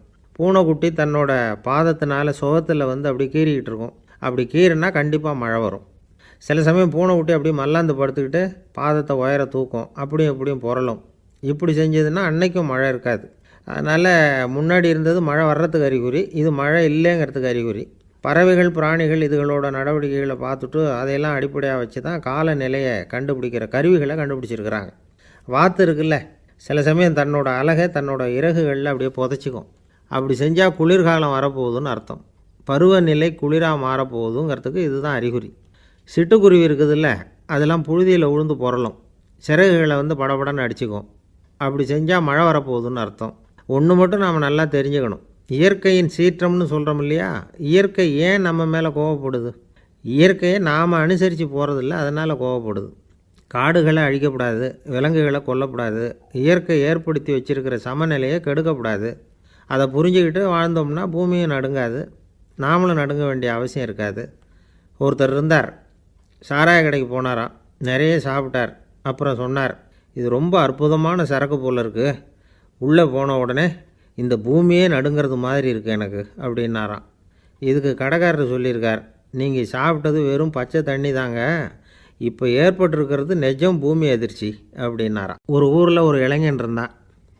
ஒரு நாள் அவன் ஒரு குருவை தேடிக்கிட்டு புறப்பட்டான். ஊரை விட்டு வெளியில் போனான். போகிற வழியில் ஒரு காடு, அந்த காட்டில் ஒரு மரத்தடியில் ஒரு பெரியவர் உட்காந்துருக்கிறார். அமைதியாக மௌனமாக அவர் அமர்ந்திருக்கிறார். இந்த பெரியவரை விசாரிக்கலாம், குருவை தேடி கண்டுபிடிக்கிறதுக்கு இவர் ஏதாவது ஒரு வழி சொல்லி கொடுப்பார் அப்படின்னு நினச்சிக்கிட்டு அவரை நெருங்கினான். ஐயா, எனக்கு ஒரு குரு தேவை, எங்கே கிடைப்பார், அவரை எப்படி அடையாளம் கண்டுபிடிக்கிறது, அதை பற்றி ஏதாவது விவரம் சொன்னீங்கன்னா நான் கண்டுபிடிச்சிக்குவேன் அப்படின்ட்டுருக்கான். பெரியவர் நிமிர்ந்து பார்த்தார். தம்பி, அது ரொம்ப சுலபம். அவர் வயசானவராக இருப்பார், என்னை விட சுமார் 30 வயசு அதிகமாக இருக்கும். அவர் ஒரு மரத்தடியில் தான் உட்காந்துருப்பார் அப்படின்ட்டுருக்கான். சரிங்க பெரியவரே, அது என்ன மாதிரியான மரம், எப்படி இருக்கும் அப்படின்னு கேட்டிருக்கான். பெரியவர் அந்த விவரங்களையும் சொல்லியிருக்கிறாரு. அது மட்டும் இல்லை, சந்திக்கிற நாள், நேரம், வினாடி முதற்கொண்டு எல்லா விவரங்களையும் துல்லியமாக சொன்னாராம். இவ்வளவு விவரங்களை இவரால் எப்படி சொல்ல முடியுது அப்படின்னு இவனுக்கு ஆச்சரியம். இருந்தாலும் அந்த பெரியவர் கடைசியாக ஒரு விவரம் சொன்னார். அது என்ன தெரியுமா, எப்படியும் நீ அவரை சந்திக்கிறதுக்கு ஒரு 30 வருஷம் ஆகும் அப்படின்னு சொல்லிவிட்டாராம். ரொம்ப நன்றிங்க பெரியவரே அப்படின்னு சொல்லிவிட்டு அந்த இளைஞன் புறப்பட்டுருக்கான். இப்போ அவனுக்கு குரு பற்றின விவரம் எல்லாம் கிடச்சிட்டுது, சந்திக்கிற நேரமும் தெரிஞ்சுட்டுது. ஆனால் 30 வருஷம் அவரை தேடி அலைய வேண்டியிருக்குமே. அவன் தேட ஆரம்பித்தான். காடு மலை எல்லாம் சுற்றி அலைஞ்சான். பல வருஷங்கள் தேடினான், அழுத்து போயிட்டான். கடைசியில் அவனுக்கும் வயசாகிட்டுது. கடைசியில் தன்னுடைய சொந்த ஊருக்கே திரும்பி போய்கிட்டு இருந்தான். அங்கே ஒரு மரத்தடியில் அவன் தேடிக்கிட்டு இருந்த குருநாதர் கிடைச்சார். யார் அவருன்னா, 30 வருஷத்துக்கு முன்னாடி வழி சொல்லி கொடுத்தாருல அதே பெரியவர். அவருக்கு இப்போ 30 வயசு அதிகமாக இருந்தது. அதே மரம், அன்னைக்கு பெரியவர் சொன்ன அடையாளம் இப்போ பொருத்தமாக இருந்தது. இப்போ அந்த பெரியவர் சொன்னார், சரியாக வந்து சேர்ந்துட்டேன், வா, உனக்காக தான் நான் இவ்வளவு காலமும் காத்துக்கிட்டு இருந்தேன் அப்படின்னாராம். என்ன சொல்கிறீங்கன்றிருக்கான். 30 வருஷத்துக்கு முன்னாடி என்கிட்ட வந்தியே, அப்போவே என் காலம் வந்து முடிஞ்சு போயிருந்தது. அப்போவே என்ன உனக்கு அடையாளம் தெரியல, அதனால் இவ்வளவு காலம் உனக்காக காத்துட்ருக்கும்படி ஆகிட்டுது அப்படின்னாராம். ஐயா, அப்போவே நீங்கள் சொல்லியிருக்கலாமே, இதுதான் 30 வருஷம் கழித்து நீ சந்திக்க போகிற இடம், நான் தான் உன்னுடைய குரு அப்படின்னு சொல்லியிருக்கலாமே அப்படின்ட்டுருக்கான். அந்த பெரியவர் சிரிச்சுக்கிட்டே இதுக்கு பதில் சொன்னாராம். நான் எவ்வளவோ விவரமாக தான் சொன்னேன், நீ சரியாக புரிஞ்சிக்கல. காரணம், அப்போது நீ போதுமான அளவுக்கு பக்குவம் பெற்றிருக்கவில்லை, அதனால் புரியும் சக்தி இல்லாமல் போயிட்டுது. அப்போது 30 ஆண்டு காலம் நீ அலைஞ்சி தெரிஞ்சிருக்கிற, அது காரணமாக இப்போ உனக்கு அந்த பக்குவம் வந்துட்டுது, அதனால தான் அடையாளம் காண முடிஞ்சுது, நானே உன்னுடைய குரு அப்படின்னாராம். இதிலேருந்து என்ன தெரியுதுன்னா, ஆன்மீகத்தில் மாணவனாக சேர்றதுக்கு கூட ஒரு பக்குவத்தன்மை தேவைப்படுது. ஒரு பெரிய ஞானி, அவர்கிட்ட சீடனாக இருக்க ஒருத்தன் வந்தான், எதிரில் நின்னான். ஞானி அவனை வெகு நேரம் உற்று பார்த்தார். அப்புறம் சொன்னார், சீடனாக இருக்கிறது ரொம்ப சிரமம்னார். நான் தயாராக இருக்கிறேன்னா. அது இன்னமும் சிரமமாச்சே, இங்கே வந்து குருவாக இருக்கிறது மட்டுமே சுலபம் அப்படின்னாராம். அப்படின்னா நான் குருவாகவே ஆகிடுறேன் அப்படின்னானா. இது போலவே இந்த காலத்தில் கதை ஒன்று உண்டு. ஒரு பள்ளிக்கூடத்தில் வகுப்பு ஆசிரியர் மாணவனை திட்டிக்கிட்டு இருந்தார்.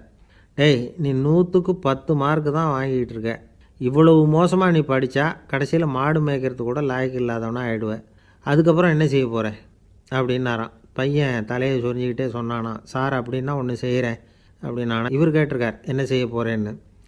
வேறு என்ன சார், உங்களை மாதிரி ஒரு ஆசிரியர் ஆகிடுறேன் அப்படின்னானா. ஒருத்தர் ரொம்ப கவலையோடு உட்காந்துருந்தார்.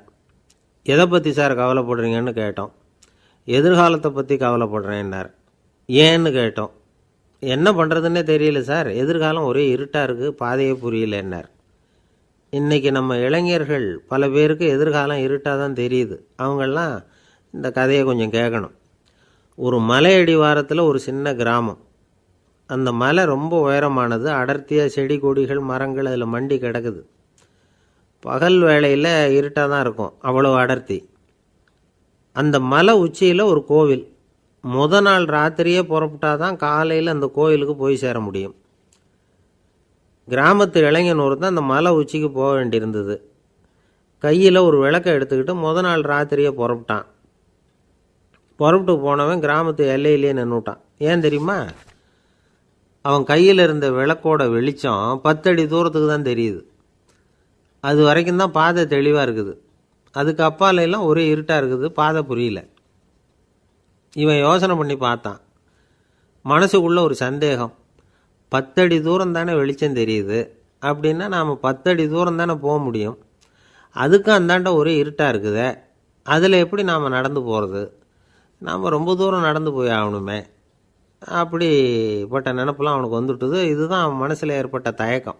இப்படி யோசிச்சுக்கிட்டே அந்த இளம் ஆசாமி புறப்பட்ட இடத்துலையே நின்றுக்கிட்டு இருக்கிறான். அந்த சமயத்தில் ஒரு வயசான பெரியவர் அந்த பக்கமாக வந்தார். அவர் கையில் இதை விட சின்னதாக ஒரு விளக்கு வச்சுருந்தார். அது எப்படின்னா அது ஒரு 5 அடி தூரத்துக்கு தான் வெளிச்சம் காட்டுது. அவ்வளவு சின்ன விளக்கு. அவரும் மலை உச்சிக்கு போகிறதுக்காக தான் வந்துக்கிட்டு இருக்கிறார். அவரை பார்த்து இவன் கேட்டான், என்ன பெரியவரே, இவ்வளவு சின்ன விளக்கை வச்சுக்கிட்டு அவ்வளவு தூரத்துக்கு எப்படி மலையேற போகிறீங்க அப்படின்னு கேட்டான். நீ ஏன் இப்படி தயங்கிட்டே நிற்கிறேன்னு கேட்டார் பெரியவர். என்கிட்ட இருக்கிற விளக்கு 10 அடி தூரத்துக்கு தான் பாதையை காட்டுதுன்னா. இப்போ பெரியவர் சொன்னார், தம்பி, உன் கையில் இருக்கிற விளக்கு கொடுக்குற வெளிச்சத்தை வச்சு நீ முதல்ல 10 அடி தூரம் முன்னாடி போ. 10வது அடியில் போய் நின்றுக்கிட்டு பாரு. மறுபடியும் ஒரு 10 அடி தூரத்துக்கு பாதை தெரியும். இப்படி உன் கையில் இருக்கிற விளக்கு தொடர்ந்து வெளிச்சம் காட்டிக்கிட்டே இருக்கும். நீ முன்னேற முன்னேற அந்த வெளிச்சமும் முன்னேறும். அதனால் எத்தனை கிலோமீட்டர் தூரம் வேணும்னாலும் நீ இந்த 10 அடி தூரம் வெளிச்சத்தை வச்சுக்கிட்டே நீ போயிடலாம், புறப்படு அப்படின்னார். இப்போ தான் அந்த பெரியவர் சொன்னது இளைஞனுக்கு பளிச்சுன்னு புரிஞ்சுதான். உடனே உற்சாகமாக புறப்பட்டான், உச்சிக்கு போய் சேர்ந்தான். இந்த கதையிலேருந்து நாம் புரிஞ்சிக்க வேண்டியது என்ன தெரியுமா? நீண்ட கால திட்டம் ஒன்று போடும் பொழுது நமக்கு முன்னாடி இருக்கிறத மறந்துட்டு மனசை போட்டு குழப்பிக்கக்கூடாது. உங்கள் கையில் என்ன இருக்கோ அதுலேயே உங்கள் எதிர்காலம் மறைஞ்சிருக்குது. கண் முன்னாடி தெரியறத வச்சு ஆரம்பிங்க, போக போக வழி தானாக புலப்படும் அப்படிங்கிறார் ஒரு பெரியவர். பெரிய பயணங்களையெல்லாம் இப்படி தான் நடத்த வேண்டியிருக்கும். ஒவ்வொரு அடியாக எடுத்து வச்சா ஓடி போய் சேர்ந்து விடலாம். மலைச்சி போய் நின்றுட்டா நின்றுக்கிட்டே இருக்க வேண்டியது தான். நம்ம ஆள்லாம் ரொம்ப மோசமான இருக்கிறாங்க. ஒருத்தன் அப்படி தான் நீண்ட தூர பிரயாணம் ஒன்று புறப்பட்டான். ரயில் போய்கிட்டே இருந்தது. கொஞ்சம் தூரம் போச்சு, பாதி வழியில் கையில் வச்சுருந்த டிக்கெட்டை காற்றுல விட்டுட்டான். ஐயோ, என் டிக்கெட்டு போயிட்டுதே அப்படின்னு கத்த ஆரம்பிச்சிட்டான். பக்கத்தில் இருந்த பெரியவர் அவனை பார்த்து பரிதாபப்பட்டு, கவலைப்படாத தம்பி, போனால் போகுது, வேறு டிக்கெட் வாங்கிக்கலாம் அப்படின்னு ஆறுதல் சொன்னார். அதுக்கு அவன் சொல்கிறான், சார், நான் அதுக்காக அழலை, அந்த டிக்கெட்டு கிடைச்சா தானே நான் எந்த ஊருக்கு போகணுங்கிறது எனக்கு தெரியும் அப்படிங்கிறான். அன்பாக இருக்கணும்னு அநேக பெரியவங்க சொல்லியிருக்கிறாங்க. நாமளும் அதை கேட்டுவிட்டு அன்பு காட்டுறதுக்கு தயாராக தான் இருக்கிறோம். அதை வாங்கிறதுக்கு தான் ஆளை காணும். இருந்தாலும் அன்பில் எத்தனையோ வகை உண்டு. அதை சரியாக புரிஞ்சுக்கிட்டு அதுக்கப்புறம் அன்பு காட்ட ஆரம்பிக்கணும். வகையை புரிஞ்சிக்காமல் அன்பு காட்டினா வம்புல மாட்டிக்க வேண்டியது தான். அன்புன்னா சாதாரணமாக நினச்சி விடாதீங்க. அதில் எவ்வளவு விதம் தெரியுமா? இரக்கம், கருணை, காருண்யம், பந்துத்துவம், பட்சம், பாசம், நேசம், விசுவாசம், அபிமானம், காதல், பக்தி, இப்படி பல விதமாக அதை பற்றி சொல்லி வச்சுருக்கிறாங்க பெரியவங்க. இந்த வார்த்தைகள்லாம் நாம் கேள்விப்பட்டது தான். இருந்தாலும் அதுகளுக்குள்ளே என்ன வித்தியாசம்னு கேட்டால் சரியாக சொல்ல தெரியாது. அதனால் இந்த வார்த்தைகளுக்கெல்லாம் பெரியவங்க என்ன விளக்கம் சொல்கிறாங்கன்னு இப்போ பார்க்கலாம். எளியவர்கள் மேலே செலுத்துகிற அன்பு இருக்குது பாருங்கள், அதுக்கு இரக்கம்னு பேர். அறிவு பலம், சரீர பலம், இது ரெண்டும் இல்லாதவங்க மேலே, அதாவது வலிமையற்றவர்கள் மேலே செலுத்துகிற அன்பு இருக்குது பாருங்கள், அதுதான் கருணை.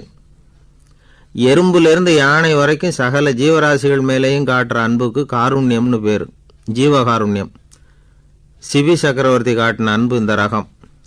உறவினர்கள், சொந்தக்காரங்க, அவங்க வசதியாக இருந்தாலும் வறுமையில் இருந்தாலும் வித்தியாசம் இல்லாமல் காட்டுற அன்பு இருக்குது பாருங்கள், அதுக்கு பேர் பந்துத்துவம்.